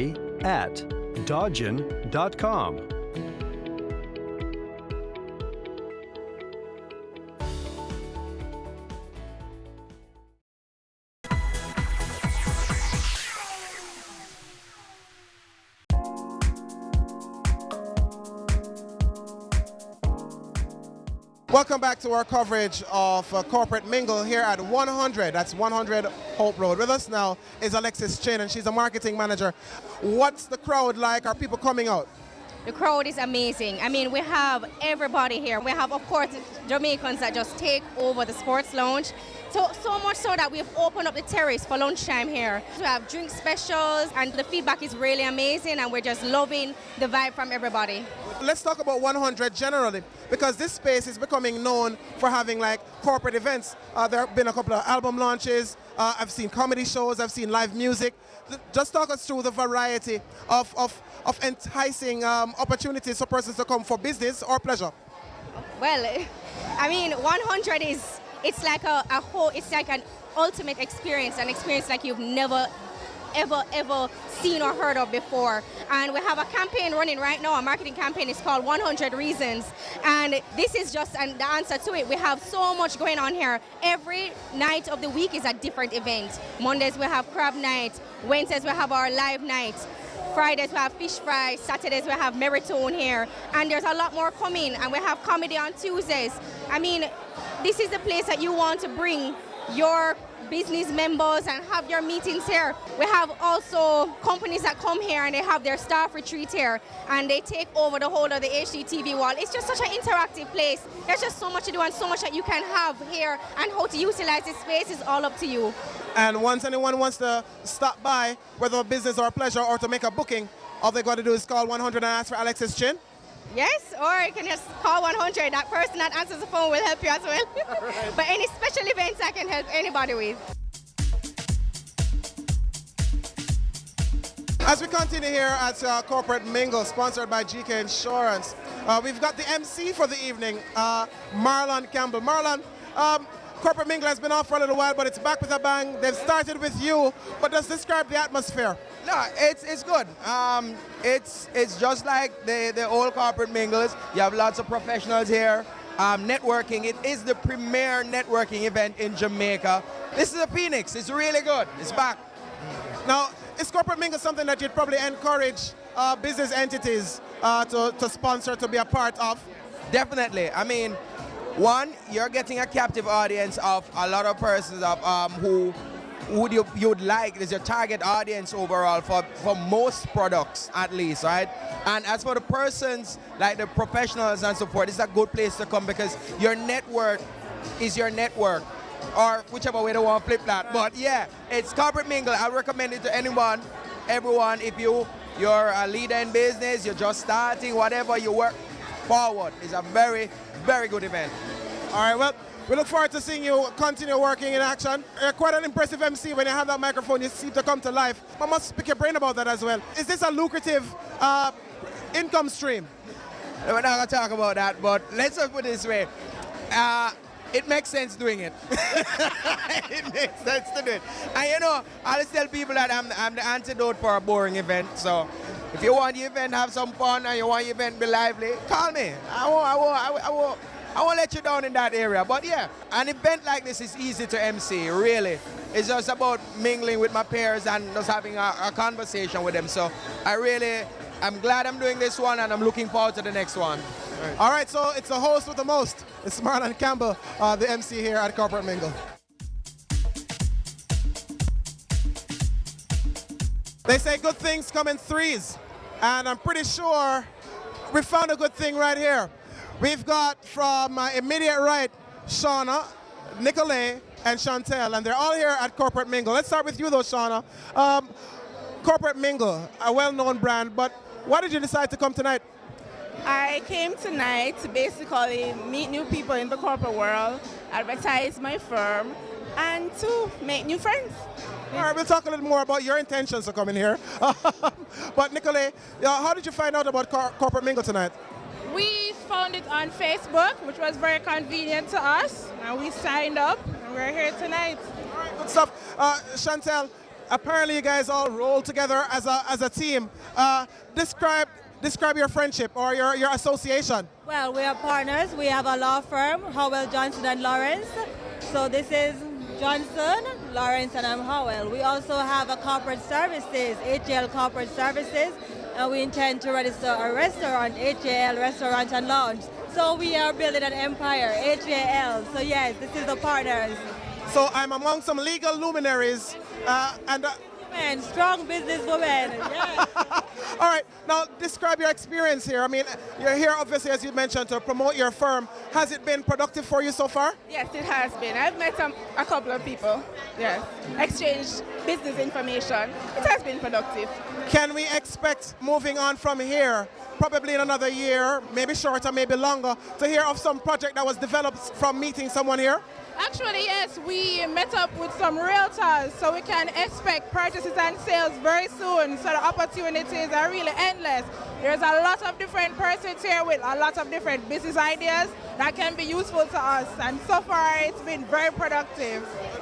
Now, is this the sort of setting that you'd encourage small businesses, micro enterprises to participate in? Absolutely. Your business can't expand unless you network. So whatever events come out, network, meet people, build your business. Well, I had no idea that I would have been talking to three of Jamaica's strongest, youngest businesswomen just like that right here at Corporate Mingle. So the firm, Howell, Johnson and Lawrence, and we've got Shauna, Nicolay, and Chantel right here at Corporate Mingle. So Corporate Mingle is all about professionals being able to network and integrate and meet with each other in a very cool open space. And here we have with us Mr. Ramon Walker. Now Ramon, just share with us a little bit about the business you represent. What do you do? Well, I'm Ramon Walker, as you know, from Caribbean Assurance Brokers, and I'm an account executive. And we have a wide range of life, health, general insurance products available. I mean, just come to 94D Old Hope Road, right? And you'll be satisfied. That's all I can tell you. All right, now. We always take our customers to the ultimate value-added experience. Right?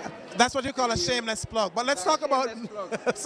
But Ramon, if you're into insurance, then a setting like Corporate Mingle is a natural place for you to want to be. Yes, excellent, excellent. You know, because you're a lot of nice people here, you know. We're mingling, you know, making contacts. Whether you're building your brand, you're promoting your business, or you're linking up with a friend, you know, an associate. Have you been able to do business as a result of attending Corporate Mingle? Yes, definitely. And I would recommend it.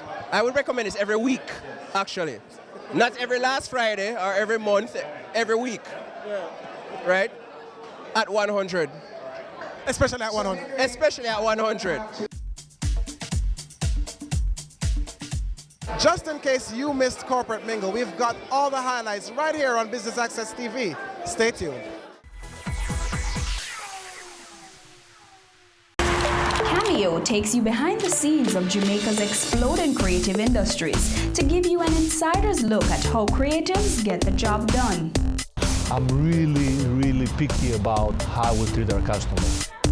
As creative people, we went a little bit over the top.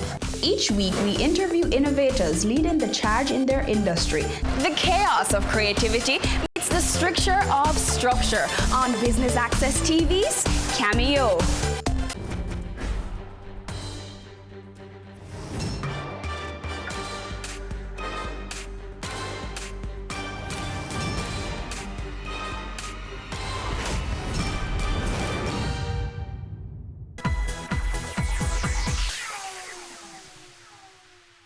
Welcome back to Corporate Mingle right here on Business Access TV. Let's take a look at some of what you would have missed just in case you weren't here.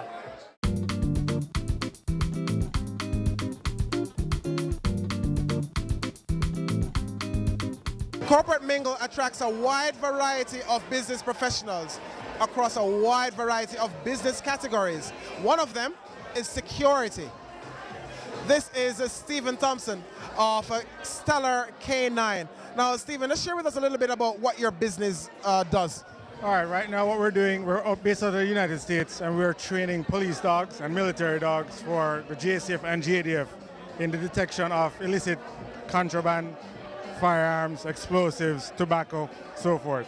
How did you get involved in that type of business? My dad was in the U.S. Air Force, and he was in charge of K9 for the Korean War and Vietnam. And we started a security company in '74. So from the day I was born, I grew up into it, and I just took it to a different level now. Now, of course, dogs don't live forever, but all good dogs go to heaven. How do you get your dogs? Just share with us a little bit, give us a little more insight into the business. All right, the dogs are sourced out of Europe, so from Czech Republic, Slovakia, Russia, and Germany.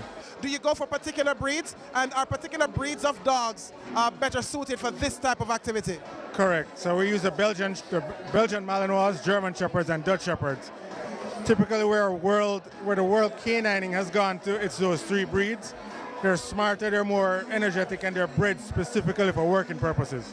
So, now let me tell you, I grew up with a Labrador, and I love them.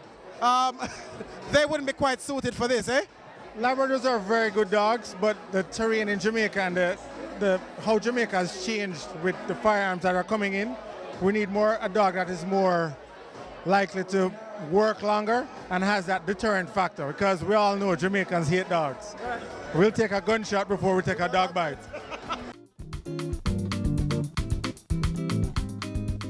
As we continue here at Corporate Mingle, we're catching up with another young professional who has just come to meet, mix, and interact. With us now is Sarah Lou Walker. Sarah Lou, just share with us a little bit about what you do. Okay, so I'm a paralegal assistant and I work at a real estate law firm, and I run my own non-profit organization called the Angelic Ladies Society, where we offer empowerment, mentorship, and social enrichment sessions for the girls inside South Camp Rehabilitation Center. All right, now you're here at Corporate Mingle. Why did you choose to attend? So Corporate Mingle for me offers a little bit more than the regular networking events that I usually go to. I meet a lot more of the echelons in corporate society, where you get to network, find out what they're doing, as well as meet new budding entrepreneurs and see how best you can collaborate or partner with them and share your ideas. Also for me, it sparks creative ideas as to what else I can do.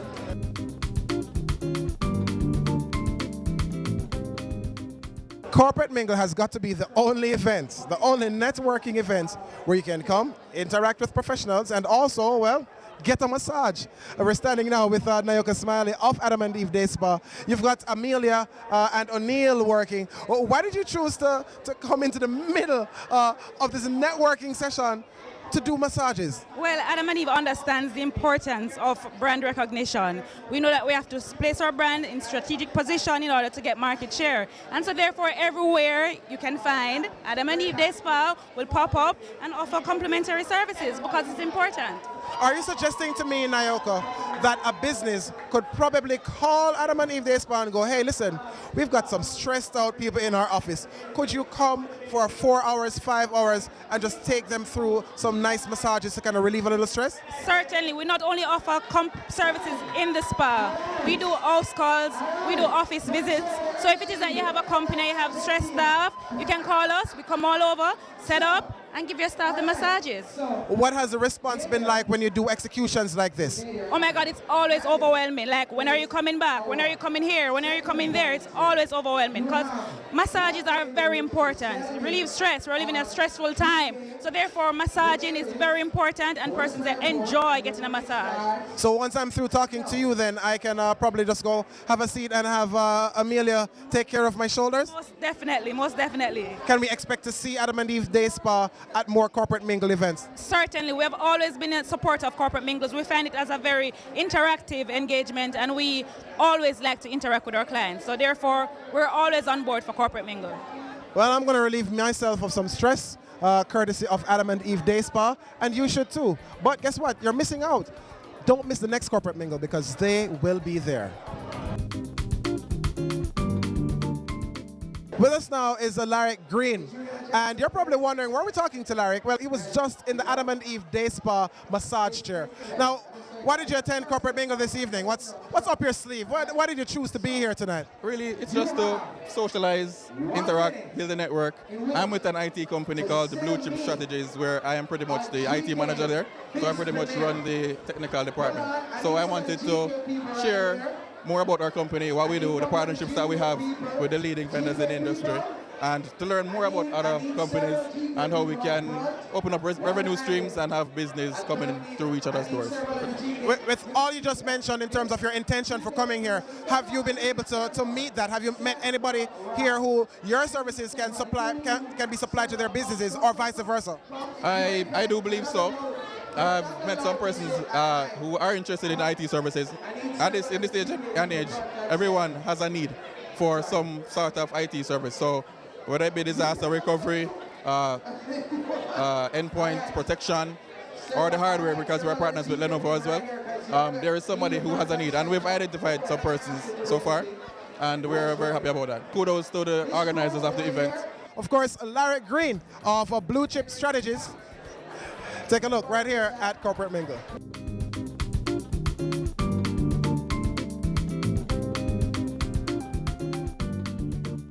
What type of business are you in? We're in graphic designing and printing. What's the name of your company? Crystal Cameron Designs. Graphic design is our niche product, and we specialize in interactive designs.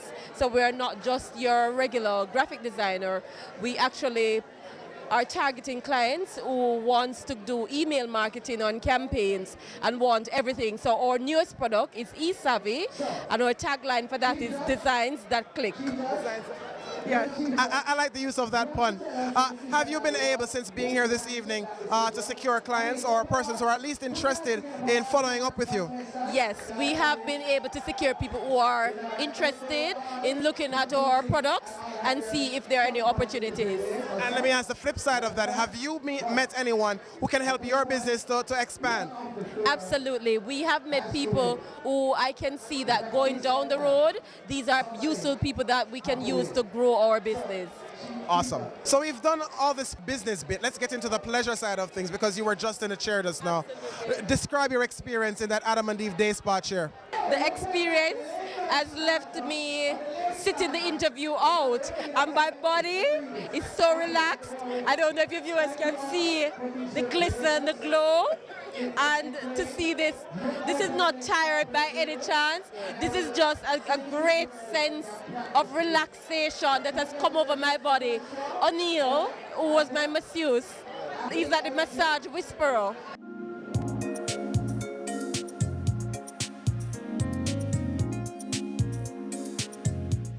We're pretty much back where we started, except that the difference now, the place is lit. Like literally, it really is lit. So there are lots of folks on the inside of Corporate Mingle. Over 100 persons came out tonight for Corporate Mingle. Networking with a Purpose was brought to you, of course, by Creative Media and Events, and sponsored by GK Insurance. Thanks for joining us right here on Business Access TV. Serious about business.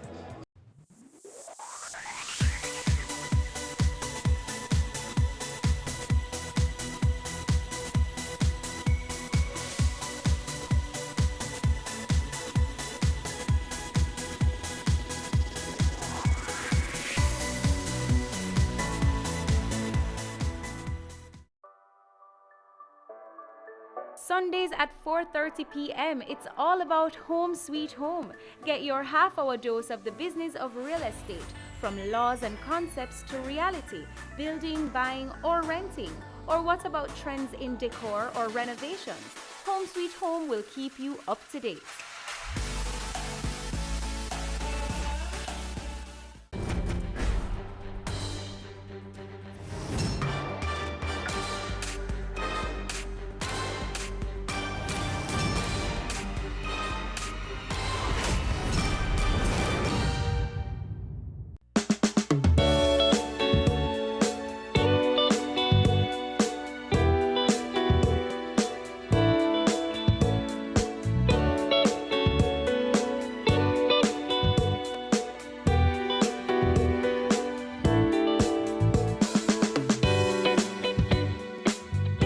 This week on Caring Hands.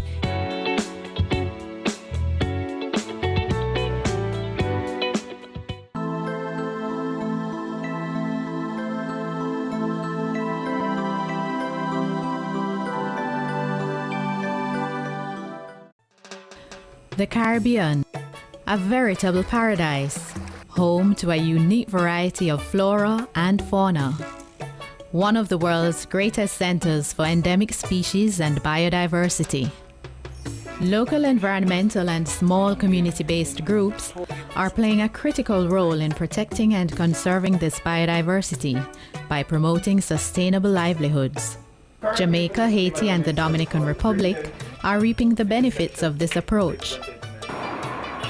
In Jamaica, the Southern Trelawney Environmental Agency STEO works to conserve and protect the cockpit country. One of the last remaining areas of undisturbed forest in the island, it supports the largest number of globally threatened species in the Caribbean. Biodiversity is quite unique across cockpit country.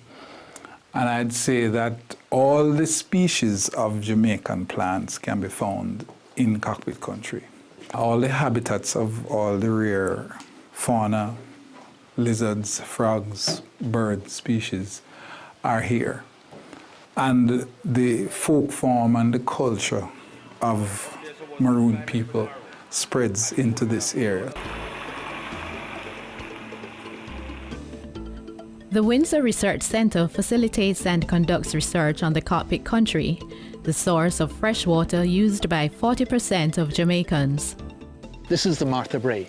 This is one of the important aspects of biodiversity that we need to highlight for conservation.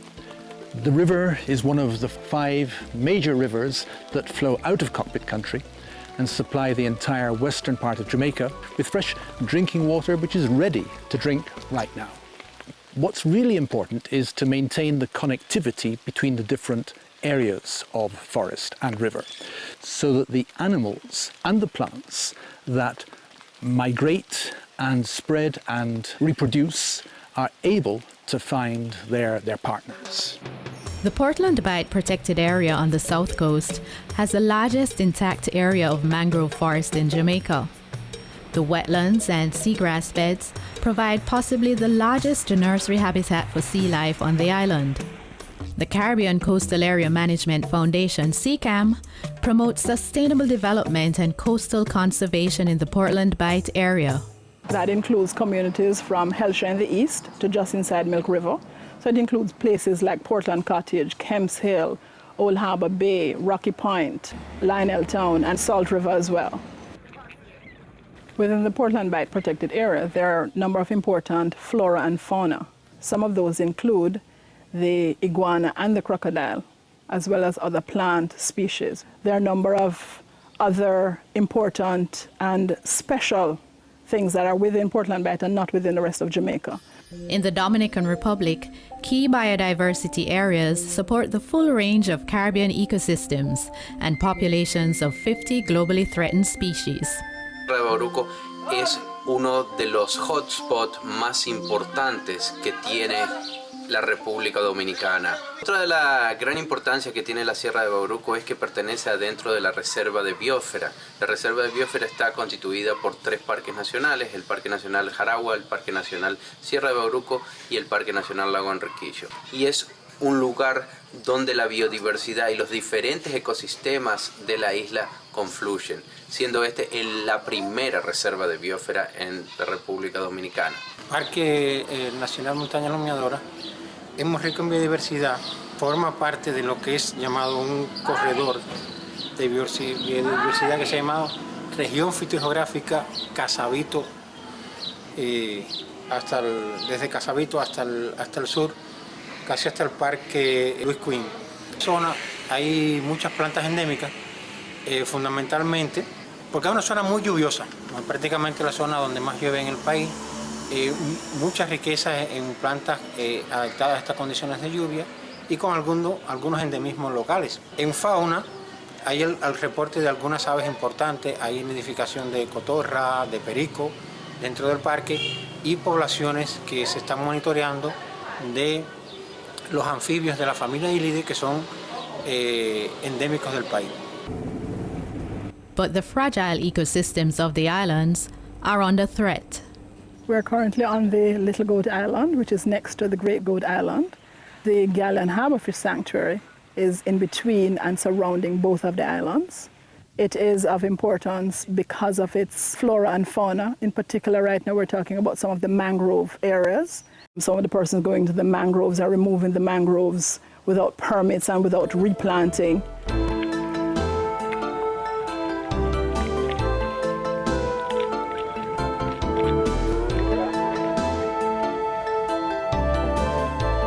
See, look at fish them there or Goat Island around them barn and run. No fish no left from foreign now we come in a Goat Island. Because Goat Island surrounding like a pond. The whole of them the fish that breed up around there. So around the way as the little skull boat man, small engine man we can't go out in the deep. Around there we fishing. You understand? So them try to take a Goat Island for a boy, we don't know, it's terrible. If we look at the planning policies within Jamaica, sometimes we're saying that a development is more important than conserving the environment, and sometimes the trade-off is not sufficient to conserve what it is that we have. If they were to look at bauxite mining or limestone mining as potential areas of revenue generation for the state economy, then that would result in a policy that allows for prospecting licenses to mine. And if people came and found bauxite in the unique locations in Cockpit Country, anything in there that is part of the species population would be destroyed. Coming up on Caring Hands. Your business matters. Business Access TV offers you the most innovative and effective advertising solution for your business, specializing in B2B sales, cost-effective solutions, the customers you want, the repetition you need. No matter the size and nature of your company, your business matters. Call us at 876-291-6233 or 876-376-4225. Email sales@batvja.com. Take the guesswork out of improving your IT infrastructure. The field of IT changes so quickly that it can be hard to plan a strategy while keeping up with technological advancements. Yet, without a strategic roadmap built on data-driven insights, your staff can be overworked, spending excessive time putting out technical fires, instead of focusing on strategic tasks that fulfill core business needs. Our IT consulting services are the first step towards transforming your enterprise IT and improving your business efficiency. Our experts have the industry experience and best-in-class tools to methodically assess your entire support operation. We look at your IT support services holistically, identifying improvement areas that will have the greatest impact on employee productivity, service levels, and customer satisfaction. Need help improving your infrastructure uptime? Contact us to discuss a solution that will provide you greater productivity and efficiency. Email info@dodgen.global. Website https://dodgen.global. In this 1 degree, you're able to do many things. I think the field found me. I'd rather work with the deceased than work with the living. Let us open your mind to careers you've never considered. Manager, model maker. Game technician. Animator. With environment. Career moves. Anywhere money is, that's where I am.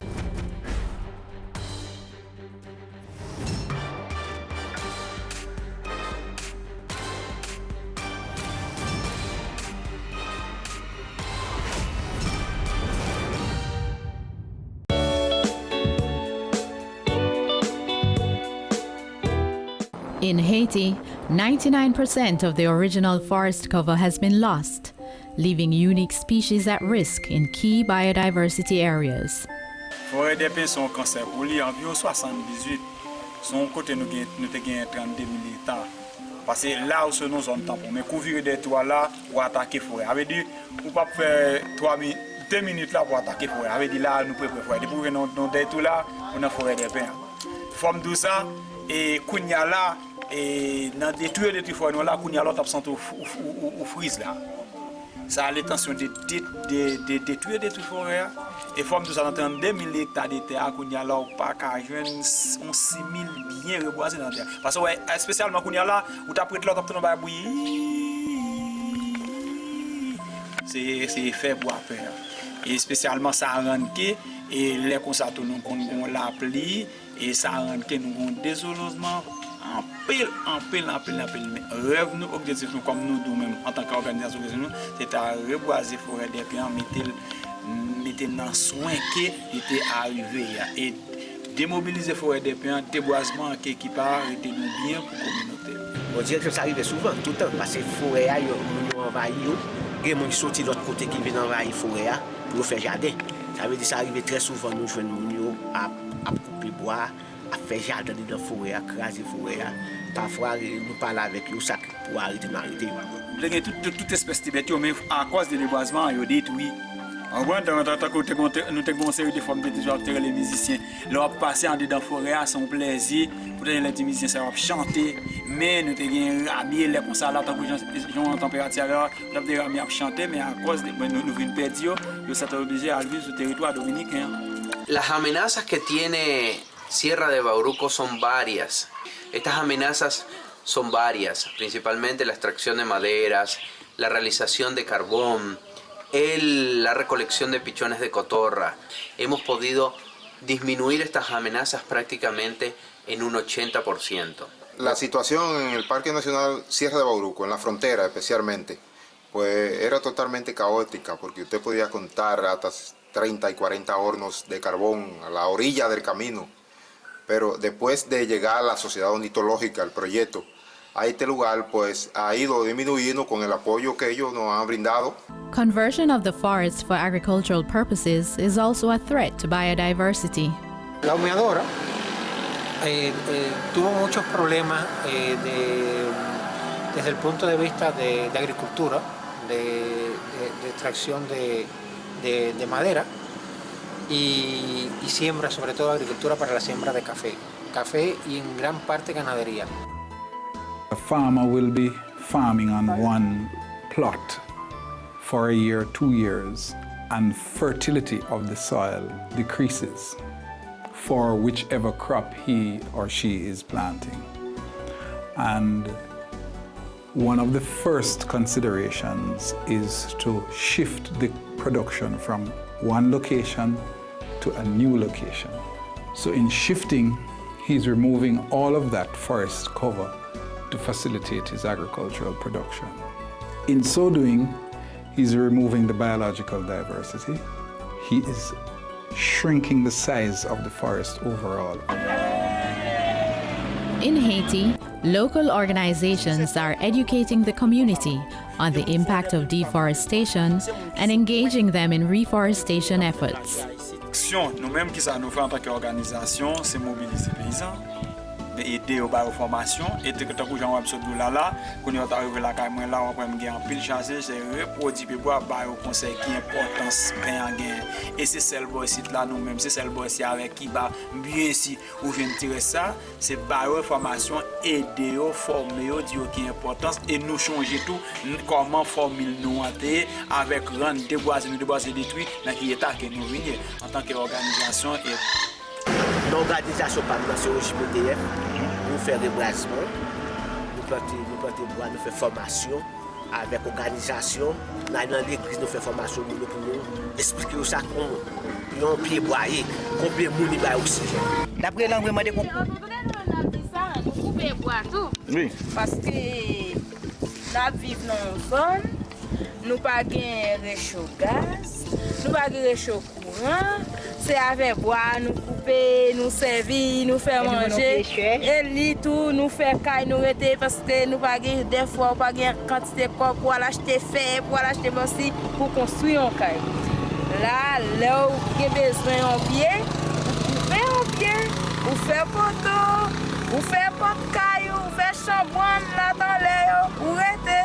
Et nous essayons de planter. Nous essayons de planter qu'on y a. Dans l'organisation femme, moi juste, moi demande mesdames yo, pas couper pied bois, pas quitter messieurs yo ba yo casé. Parce que une activité bois à pain. Mesdames yo transmettre à Port-au-Prince. Gay dans l'organisation. Et puis là m'a fait formation, là m'a rentré dans concession, m'a dit côté grand papa nous, yo va aller. Yo dit oui, me dit bon n'a 20 chandelles. Si n'a 20 chandelles là, c'est comme si c'est mon nan k'ap casé ba non, c'est nous voyer le casé. Ou pas aller, mais de pour voir un monde c'est où qui cause. Vous comprenez? Mesdames yo cible yo non pas couper pied bois tout, mais yo manqué sensibiliser. Kounya là nous venons dans kounya nous pays nous était kounya d'après la d'accord ça. Et kounya nous tenons nous kounya nous dans lumière, nous une organisation kounya nous consacrer les fruits, le reboisement, nous connaît environnement. Inspiré pour nous. Qui ça nous devait faire? C'était jouer une sémence. C'était jouer une sémence, jouer nos moyens, un projet qui a projeté nous, demander nous pour nous faire le boisement. Et nous avons fait avec Timoun l'école. Ça te porté attention, je créé l'école, ça me déroulé le garder vers de Carole. Je remets ça créé et je remets pieds bois en pile, je remets environnement. In the Dominican Republic, local organizations join forces with international agencies like the Critical Ecosystem Partnership Fund, CEPF, to improve the management of key biodiversity areas. Al inicio del proyecto con el CPF solamente había un administrador y ahora ¿qué tenemos? Tenemos 14 personas que están trabajando en el área protegida distribuido en todas partes, es decir, en las 3 provincias y en los 5 municipios que bordean el área protegida. Esos guardaparques, además de la formación que tienen tradicional, formal del Ministerio de Ambiente, conozcan el vínculo y la importancia de trabajar con las comunidades. Y yo soy inspector general de caza y pesca. Trabajo también en medio ambiente. Oiga, yo cuido las aguas, las aves, los árboles. Yo aquí no pueden pasar con madera por ahí, no, porque parece ahí, ¿dónde las cortaste? ¿Qué pasó? Eso tú sabes. Si tumbamos esos palos, esos árboles, los tumbamos todo, las aguas se secan las aguas. Y aquí nosotros somos ricos de agua, ya la gente ha creado conciencia. La juventud se ha visto muy interesada y con muchas ganas de ser partícipe también y de lograr una diferencia en cuanto a la gestión y qué yo estoy haciendo por cuidar mi medio ambiente, que al final de cuentas es de lo que yo voy a vivir. Esos jóvenes van a llevar luego mañana en su conciencia las cosas que deben hacer sobre los recursos naturales y qué no deben hacer. ¿Quién es la biodiversidad? Nosotros mismos. Una de las estrategias que ha diseñado ProNatura para construir la sostenibilidad de los procesos es trabajar con las escuelas. Trabajar con las escuelas, con los maestros, con los directores y con los niños. Los niños ayudan a que otros niños se comuniquen entre sí, puedan hablar de qué es eso de la biodiversidad, qué es eso de la humeadora. Nos dijeron de la humeadora, que cómo era, y nos dijeron también, y eso fue muy lindo, y nos dijeron también que si nos gustaría aprender a hablar con cámara, y nosotros dijimos que sí y nos enseñaron. Tuvimos lo que fue tirándole a foto a las plantas, a los animales y a las flores. Estuvimos trabajando con la biodiversidad y la montaña humeadora, que es un parque donde la nube nunca se aleja. Cuando CPF patrocina a estas casi 19 proyectos y un tanto como más de 12 organizaciones aquí en la República Dominicana, estamos promoviendo de que la gente conserve para sí misma. La gente está hablando, trabajando, dialogando y viendo cómo consiguen soluciones en conjunto para la conservación de la biodiversidad. Coming up on Caring Hands.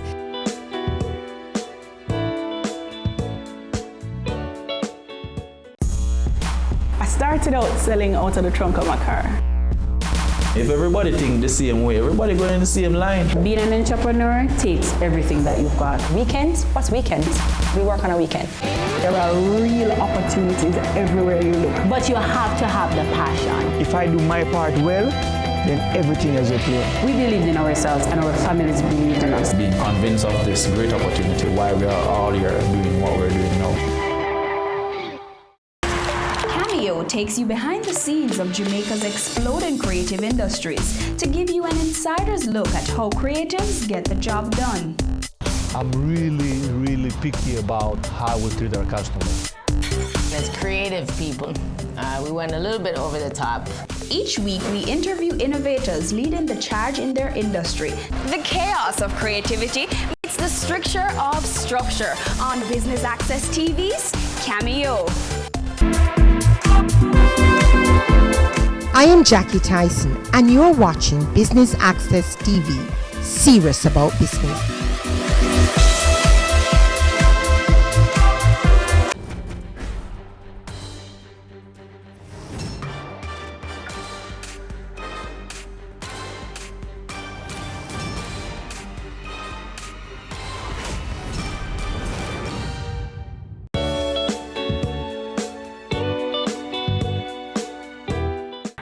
The Caribbean Coastal Area Management Foundation, CCAM, assists members of the community to engage in income-generating activities through alternative livelihoods so that they can continue to survive in a changing environment.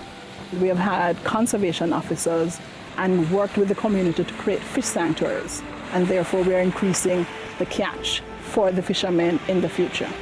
We're also working with other persons in terms of doing environmental education.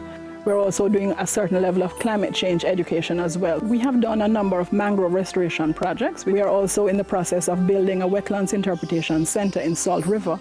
We had some funding from the National Environment and Planning Agency, and we have trained some of the fishermen along with some community persons as tour guides and as boat operators. And what we're seeing is that there are a number of visitors who have never seen the crocodile, and they will pay money to come on boat tours to see crocodiles and to have that experience. So we think that conserving them is an important way of improving their livelihoods. In order to improve the biodiversity of the cockpit country, STEA seeks to decrease livelihood activities that are destructive while providing alternative income-generating opportunities for community members. Well, this is a yam field. This is our yam field. This is where we do it. We use this method to stop the farmers from cutting a lot of stick from the cockpit area. Yam production in cockpit country on the southeastern side, for the most part, on gentle to steep slopes. So we have mitigated by introducing the establishment of vegetative barriers across the slope to prevent the soil from running down. So we have done about 2,000 farmers trained in that method and provided technical assistance and material to about 400 farmers to engage in this kind of activity to mitigate against the erosion of soil, which is a part of what supports the biological diversity here. We have started an ecotourism program that is both ecological tourism and community tourism. And what it is it looks at caves. Welcome to the Cockpit Country Cave Exploration. We are about to enter the subterranean world of the caving environment. The Cockpit Country has about 300 of Jamaica's 500 caves. And we have made an attraction out of one cave. It serves several purposes. It provides an income for the community through the amount of people who are employed, who service the product or the attraction with many services. It provides us with some generated income to promote the conservation. And significantly, it allows us to demonstrate the appropriate way to access these kinds of communities safely so you don't reduce the populations in there of the bats, which are quite significant. We actually do use our cave here at Windsor. We do use it for ecotourism. Okay, so this is the mouth of the Windsor Cave. It's the lower entrance, and it's one of the exits through which rat bats come out at night. It's quite small, as you can see, about 4 foot wide and 5 foot high. And even from here, I can feel the cool draft coming out. It's our local air conditioning unit. But you can see the vines and things hanging down. And quite often we get snakes hanging at the entrance of the cave too, trying to catch a meal for the night. Franklin Taylor, also known as Dango, is the warden for the Windsor Cave. I'm taking care of the Windsor Cave for many years. And I also take people to the cockpit country. If they want to hike to the mountain, I took them out there and take the best care of them and bring them back. Many years I'm right here, but I love to do my farming in the meanwhile. Yeah, this is the year what I work. I cultivate my banana and plantain, yams, and chocho, and these are red peas. When I'm not farming, like I keep the road to the cave clean and see that the cave is okay. The Cockpit Country Local Forest Management Committee allows the people of the Cockpit Country communities to take charge of their own environment. Up at the Southwest branch, we have a really good project going at Flagstaff, which is the Flagstaff Heritage Trail. It's a really important part of Cockpit Country's cultural history, because Cockpit Country was the home of the Maroons. Flagstaff is part of the economic sustainability of the local forest management committees, generating income for the people, but also giving some of the benefits to the local forest management committee itself for other activities. Behind that over there, the British have a well that they build there. I am a tour guide. We have 14 certified tour guides from the TDPCO office here. This is the visitor center, which part we deal with our ecotourism system. We have this as a sustainable livelihood project to generate jobs, to graft to this instead of to graft to the forest. Because we have to keep the forest, sustain the forest and protect the forest, because it's our environment in which give us all our watershed and so many other little things. Conservation is a sustainable way of life. You need to know what resources you have. There are some that are renewable, you can take them out and they come back. There are others, once you take them out, they're gone. The Caribbean is a unique center of biodiversity, blessed with an abundance of natural resources, but threatened by the demands of a growing population. In Jamaica, Haiti, and the Dominican Republic, local groups encourage best practices and sustainable livelihoods, bringing people together to protect and conserve their environment.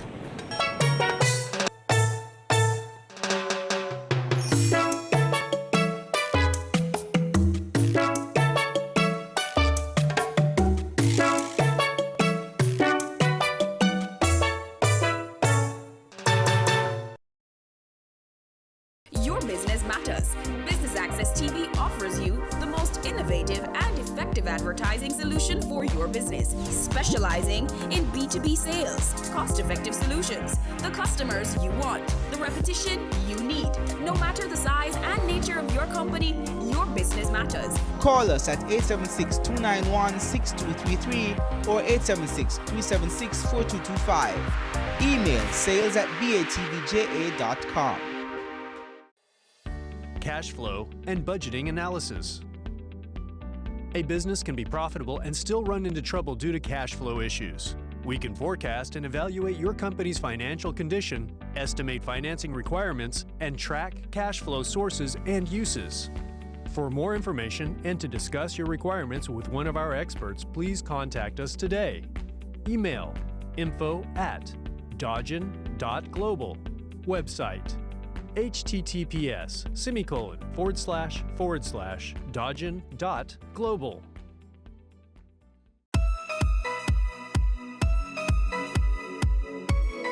Hey guys, I'm Candy and welcome to Chill Spot, Jamaica's ultimate leisure show. This season promises to reveal some of the hidden treasures of the lifestyle industry by taking you to the chill spots of some of Jamaica's most brilliant business minds, giving you a glimpse into how they choose to unwind and just pull a vibe. You won't want to miss what happens next. Stay tuned. I'm Stephen Price, Head of Retail Sales and Distribution at Flow. You're watching Business Access TV. Serious about business.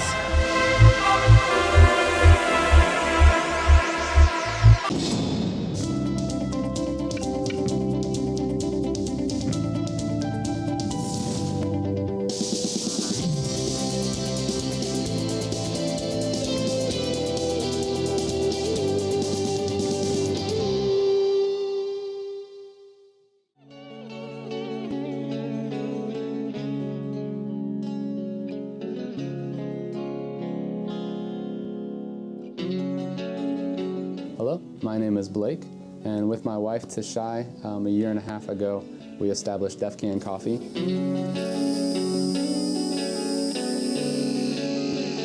We are a not-for-profit social enterprise aimed at engaging, equipping, and empowering deaf youth.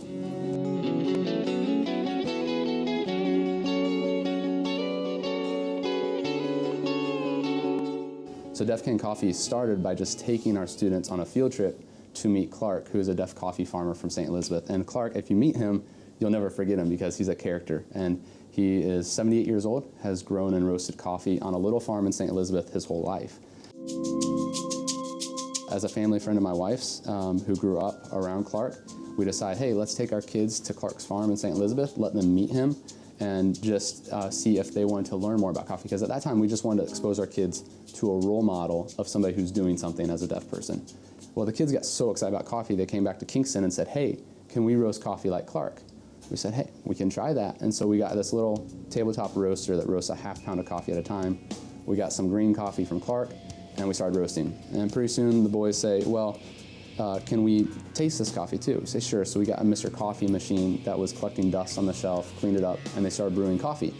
And then people would come by and they'd say, hey, you want to taste our coffee? People would say, yeah. So they taste it and be like, wow, this is really good. And it's like, yeah, it's fresh roasted coffee. It's got to be good. And then people say, well, can we pay you for this cup of coffee? And we say, okay. And it just really organically grew because the boys were doing everything as a group. As they started selling coffee to customers, their smiles got a little bit bigger, they started getting pride, and they felt affirmed. They had positive attitudes about themselves. About a year ago in March, we decided actually to not just roast coffee, but to start a small coffee shop here at the school campus. After 3 months of running it here at the school, we said, this has potential to actually employ people. This has potential to go beyond just the walls of this campus. And so in July of last year, we actually registered Def Can Coffee as a business name and started the formal process of developing ourselves as a legal entity.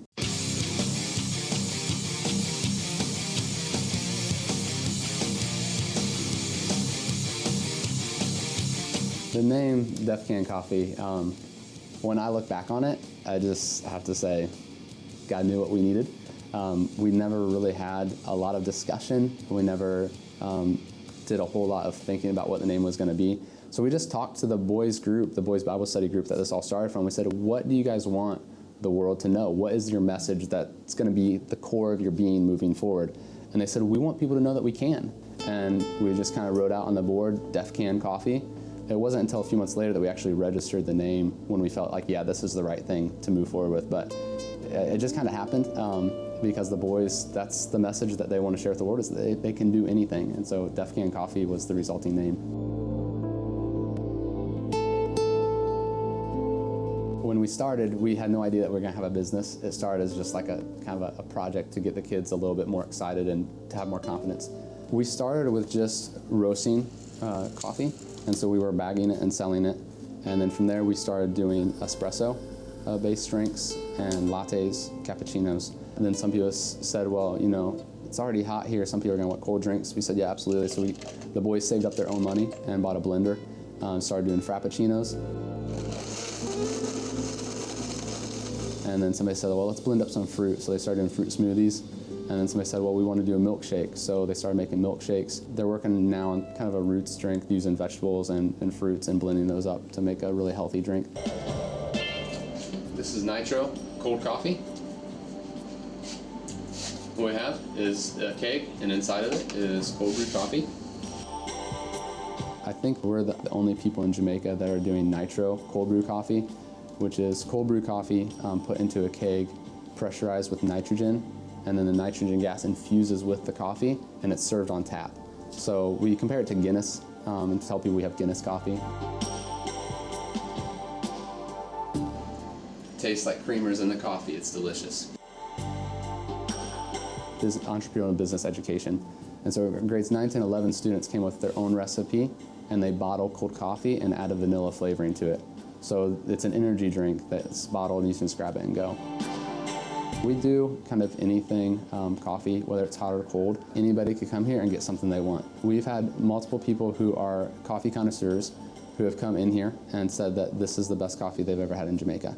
We've also had people that come in here and say, coffee? I don't want to drink coffee. Coffee's gross, you know? And so we'll serve them something else and they'll find something that they like. So whether you're a coffee purist or whether you want something that's sweet or whether you want something that's just a fruit smoothie that's healthy, that is refreshing, helps you keep going, we have something for you. So really, I feel like we can match most demographics and most market segments.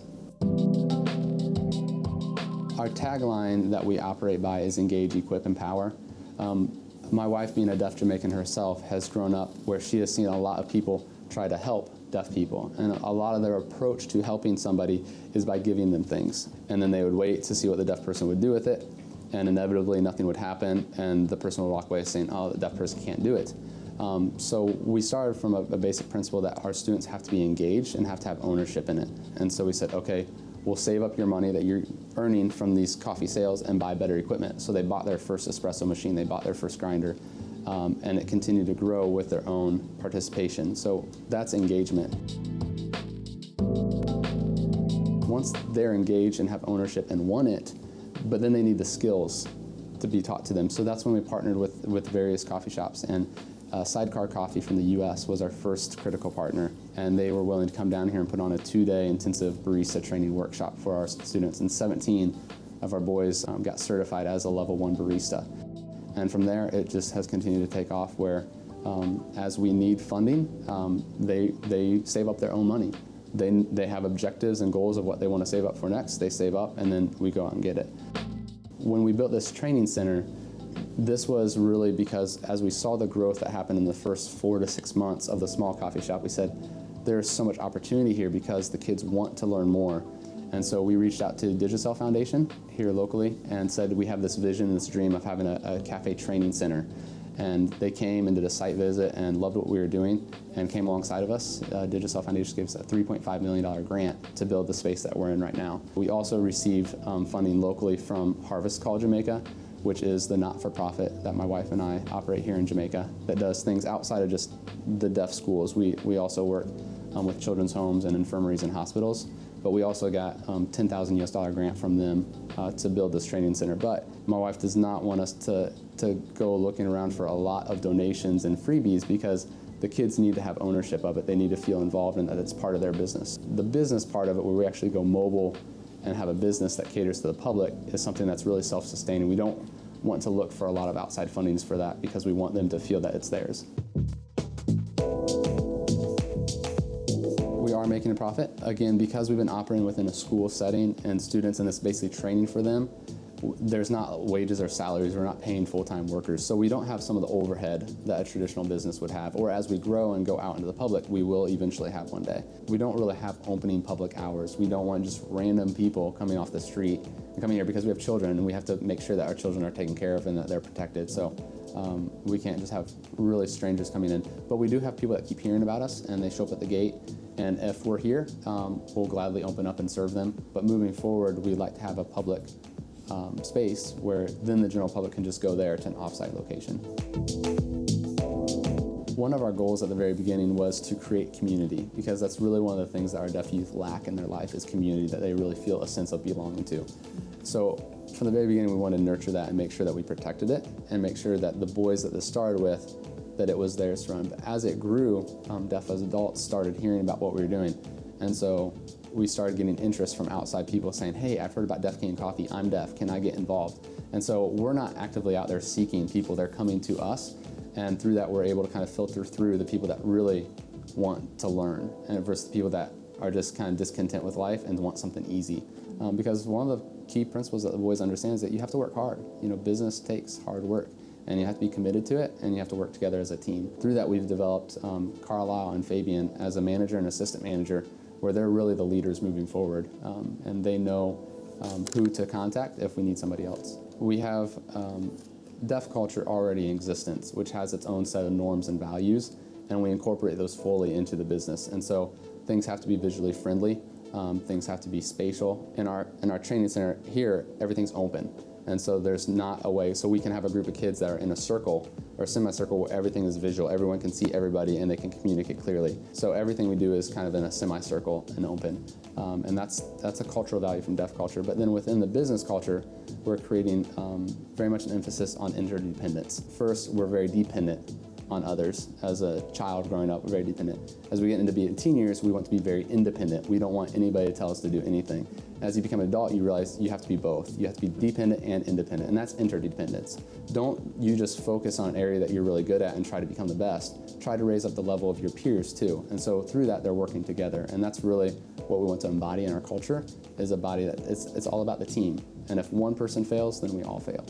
The concept of entrepreneurialism is something that our students didn't have a real strong grasp of before we started this. But as they've grown their own business, they're starting to realize what being an entrepreneur is all about. Mostly it's about learning. And a lot of the things that they've learned the most is that you have to take risks. And you have to be calculated, you can't be foolish, but you have to try something. And so we are seeing more creative thoughts coming out of them in ways that we never really anticipated. We're seeing artistic sides of our students come out when they're thinking about marketing. They're saying, okay, how can we make this more visually appealing?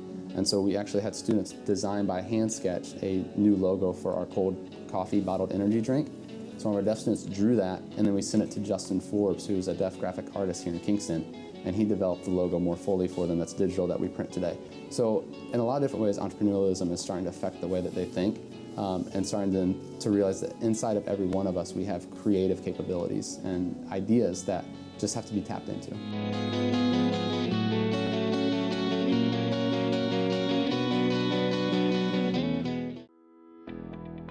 Accounting services. Providing financial information to our clients in a timely and accurate manner is a commitment that we feel cannot be compromised. Meaningful, well-organized financial records ensure that your business operations will run more effectively on a daily basis. Dodgen Global provides a full range of cost-effective accounting services, including the following: general ledger and financial statement preparation, bookkeeping, monthly, quarterly, annually, accounting system set up for new businesses, compilation of financial statements, audits and reviews. For more information and to discuss your requirements with one of our experts, please contact us today. Email info@dodgen.global. Website https://dodgen.global.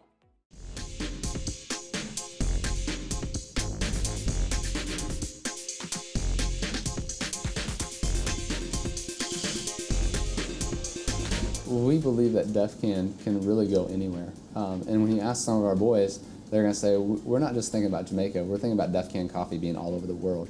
And one of the reasons for that is because 90% of the coffee in the world is grown in third world and developing countries. In third world and developing countries, you're by default going to have less governmental program, less intervention, and lower education standards for deaf people. And so you can literally go into a coffee-producing country where there's already going to be a disenfranchised, at-risk deaf community. And you can go in and you can get them engaged in that. And once it's a deaf person that's going in and training and teaching, deaf people by nature will just flock to it. And so the deaf community throughout the world does not share the same language, but they share the same cultural values. And so our guys could literally go to another country and walk around with a deaf can coffee sign anywhere where there's a deaf community, and people will come and want to know more. And you can engage people through that. And once they're engaged and want it, then you can equip them with the skills necessary to run it. And once you have a person engaged and equipped, that leads to empowerment. And so our boys have dreams and visions of being beyond just Jamaica. And that's something that I absolutely believe can happen. I think there are a few things that are critical for an entrepreneur. First, you have to believe in something. If you don't believe in it, there's no way that you're going to be able to convince and convey to your customer that it's worth their time or their resources to buy your product or service. And so it has to be something that you're passionate about. You also have to have a vision of where you want to go and allow that to guide your decision making. So here for us at Deaf Can Coffee, our vision is to have a deaf community and deaf youth who are empowered. And so every decision we make is, do we believe that this decision will lead to our youth becoming more empowered? Or will this become a distraction? Besides kind of the theoretical vision things, you have to put in a lot of hard work. You have to be willing to make sacrifices. You have to be willing to take risks and learn. Every time you make a mistake, it's a phenomenal opportunity to learn something, and you'll never make that mistake again. Unless you don't want to view it as a learning experience, you want to be frustrated by a mistake, then you'll end up making that same mistake again. Success for us is not defined by what margin we're making, how profitable we are, we believe that if our students are getting the skills necessary and the self-esteem and confidence necessary to perform, that will all take care of itself. I think for my wife and I, our biggest fear is that somehow through a failure to guide this social enterprise properly, that we could actually end up convincing people that deaf can't.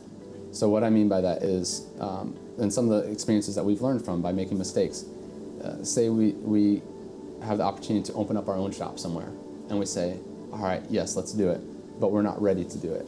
If we open up our own shop and have our own storefront and everything, but we're not actually to the point where we're mature enough as a business to handle that, and it fails, everybody that walked through those doors and saw it close are going to look at it and say, oh, deaf can't.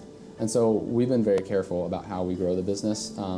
We've used the analogy with the students of as a child grows, they grow from an infant to a toddler to an adult. And as an infant, you learn to crawl, and as a toddler you learn to walk, and as an adult you learn to run. So we use that analogy with them and say, hey, we're still crawling, we're still walking here, we're not quite ready to run.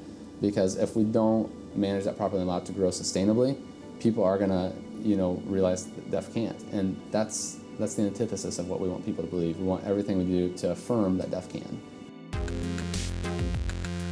What motivates me is people like Clark, the man that started this, people like my wife, who are, through their lives, proving to people and demonstrating that deaf can, that literally deaf can do anything, and that there are some ways that deaf can do things better. I get excited when somebody comes in here and says, wow, this is the best espresso I've had in Jamaica. And you see our guys, smile and stand up straight, and they're proud of themselves. That's what motivates me. Those moments where somebody comes in and says, wow, deaf can.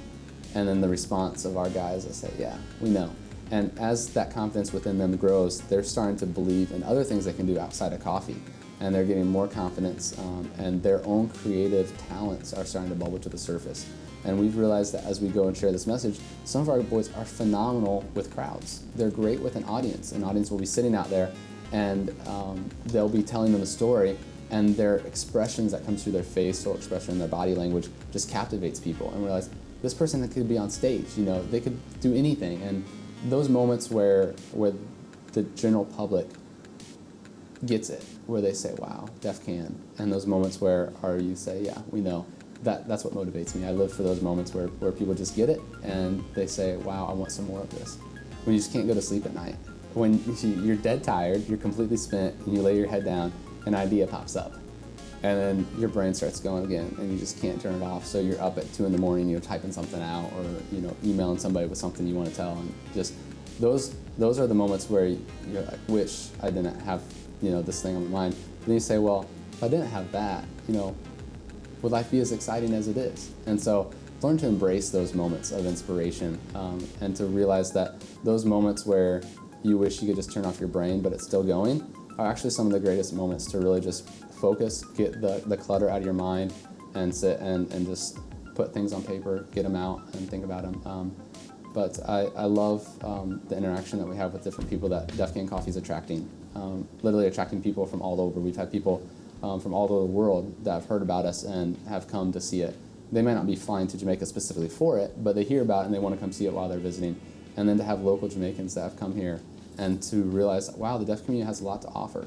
And so what we're hoping is that through this, other employers will come and see what the kids are doing. They'll see the commercials they're making. They'll see, the cakes they're baking and say, hey, I have a job for you. You can come work for me, because we're not really all about just trying to create this massive Deaf Can Coffee organization. I believe that because we are addressing a root issue in the lives of vulnerable people, that's God's heart. God's heart is for the vulnerable. He's for the oppressed. He's not about the people who think they have everything in life. And I think that as we have very carefully tried to address the true lack that's experienced in the lives of our kids, that God is blessing that, and He's growing it to allow us to fill up their cups so that our kids lack nothing anymore. They don't lack the confidence. They don't lack the skills necessary. They don't lack the opportunities in life to really grow themselves and use the gifts that He's given them.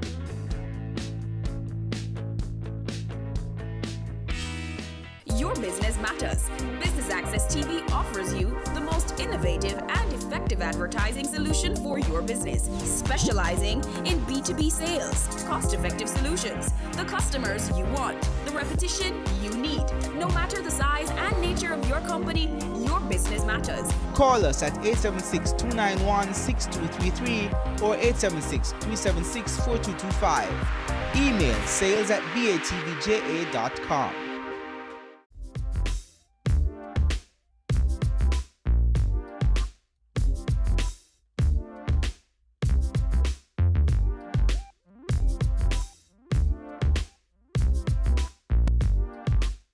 As we've traveled around now, going through different places, the Digicel Foundation heard about us, and we showed proof to them that we could do it, that Deaf can. Digicel Foundation was so impressed by what they did, they gave us a grant to build the training center. And so now, as you saw over there, we have a new silver espresso machine that's really powerful. We're really happy for what we have. Our goal is to continue to grow our business. I think probably the most satisfying experience that I've had so far has actually had nothing to do with a cup of coffee. It's when I've seen my boys, our young men, stand in front of a group and professionally and powerfully explain the story of what's happened with Deaf Can Coffee. And when people in an audience, you see just a little bit of water get in their eyes and just a little bit trickle down because they're so touched. Because our boys are developing the confidence that their natural gifting and talent is starting to bubble out to the surface, and people are seeing that. And there's nothing more satisfying than seeing somebody that really hears the message of Deaf Can and can believe it with all their heart. Some of my favorite things to do are to get out of Kingston and go to St. Elizabeth. Where my wife is from is an area called Top Hill, St. Elizabeth, and it's the most beautiful place on earth, in my opinion. And so we love to go out there, just hang out. Love to go down to Treasure Beach and swim and hang out, enjoy the country life. Being an entrepreneur is full of sacrifice. There are times where you sacrifice relationships, but you have to balance that, because if at the end of the day you have a successful business but fail in relationships, then the business has no merit at the end. So there's a balance there. You sacrifice a lot of time. You sacrifice financially. There are times where you have to contribute to help the business grow and to take care of something that is just kind of out of scope but needs to get done. You sacrifice with other things in life that you like to do, maybe hobbies that you had before. Sometimes you don't have as much.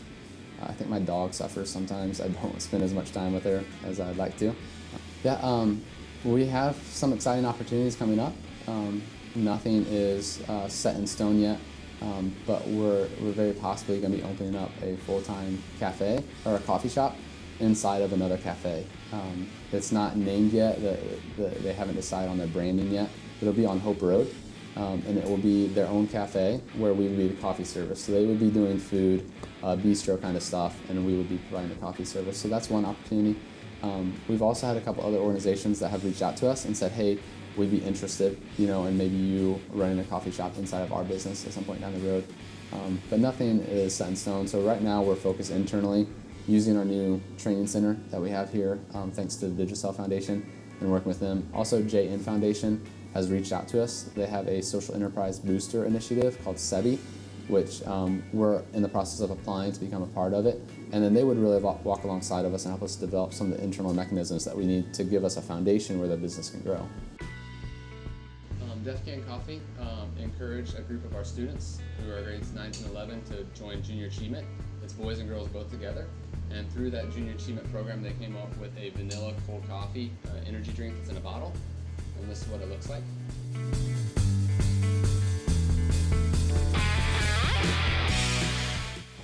As we've grown, we've said, all right, we want to create a message about this. And so reach out to somebody that can help us. But then as much as possible, we bring that internally. So we create a message for the National Inclusive Education Conference that happened last November in Montego Bay. And we developed kind of a framework for the message, but then the students kind of decide what they want to portray through that poster. And that poster was all about comparing a negative view of a deaf person that says deaf can't with a positive view of a deaf person that says deaf can. And that was really powerful. We've used that one medium in a lot of different ways. As we go travel mobile, we'll put that poster up on the table and allow people to come by and read it, because just by the interaction they have with the baristas, they're not going to get the full depth of the story. But then the story's right there in print form where people can read it and understand what we're all about. But we've honestly, in some ways, tried to hold back on some marketing because, again, we're struggling with this balance of we're on the campus of a deaf school. We can't just have too many people coming in and ruining what we're trying to do with the kids, because that has to be the primary focus. But as we go mobile, as we go out into the public, we're working on developing different marketing tools. But our website is phenomenal, and it's developed by one of our deaf students. He's a graduate of our school. He's now studying computer science at Rochester Institute of Technology in New York, and he's a computer science major. So he developed our website for us, runs it from abroad. He's actually going to be coming back this summer to do an internship for us to develop some more online-based tools. But we're all on social media, Facebook, Twitter, Instagram. Everything is at Deaf Can Coffee. And so we're pretty streamlined as far as that. When people want to know how to contact us, it's Deaf Can Coffee. Just Google Deaf Can Coffee, and our email address is defcancoffee@gmail. Our website's defcancoffee.com, and then all our social media is there. So online has probably been our most successful mode of marketing as far as reaching out with our message to customers.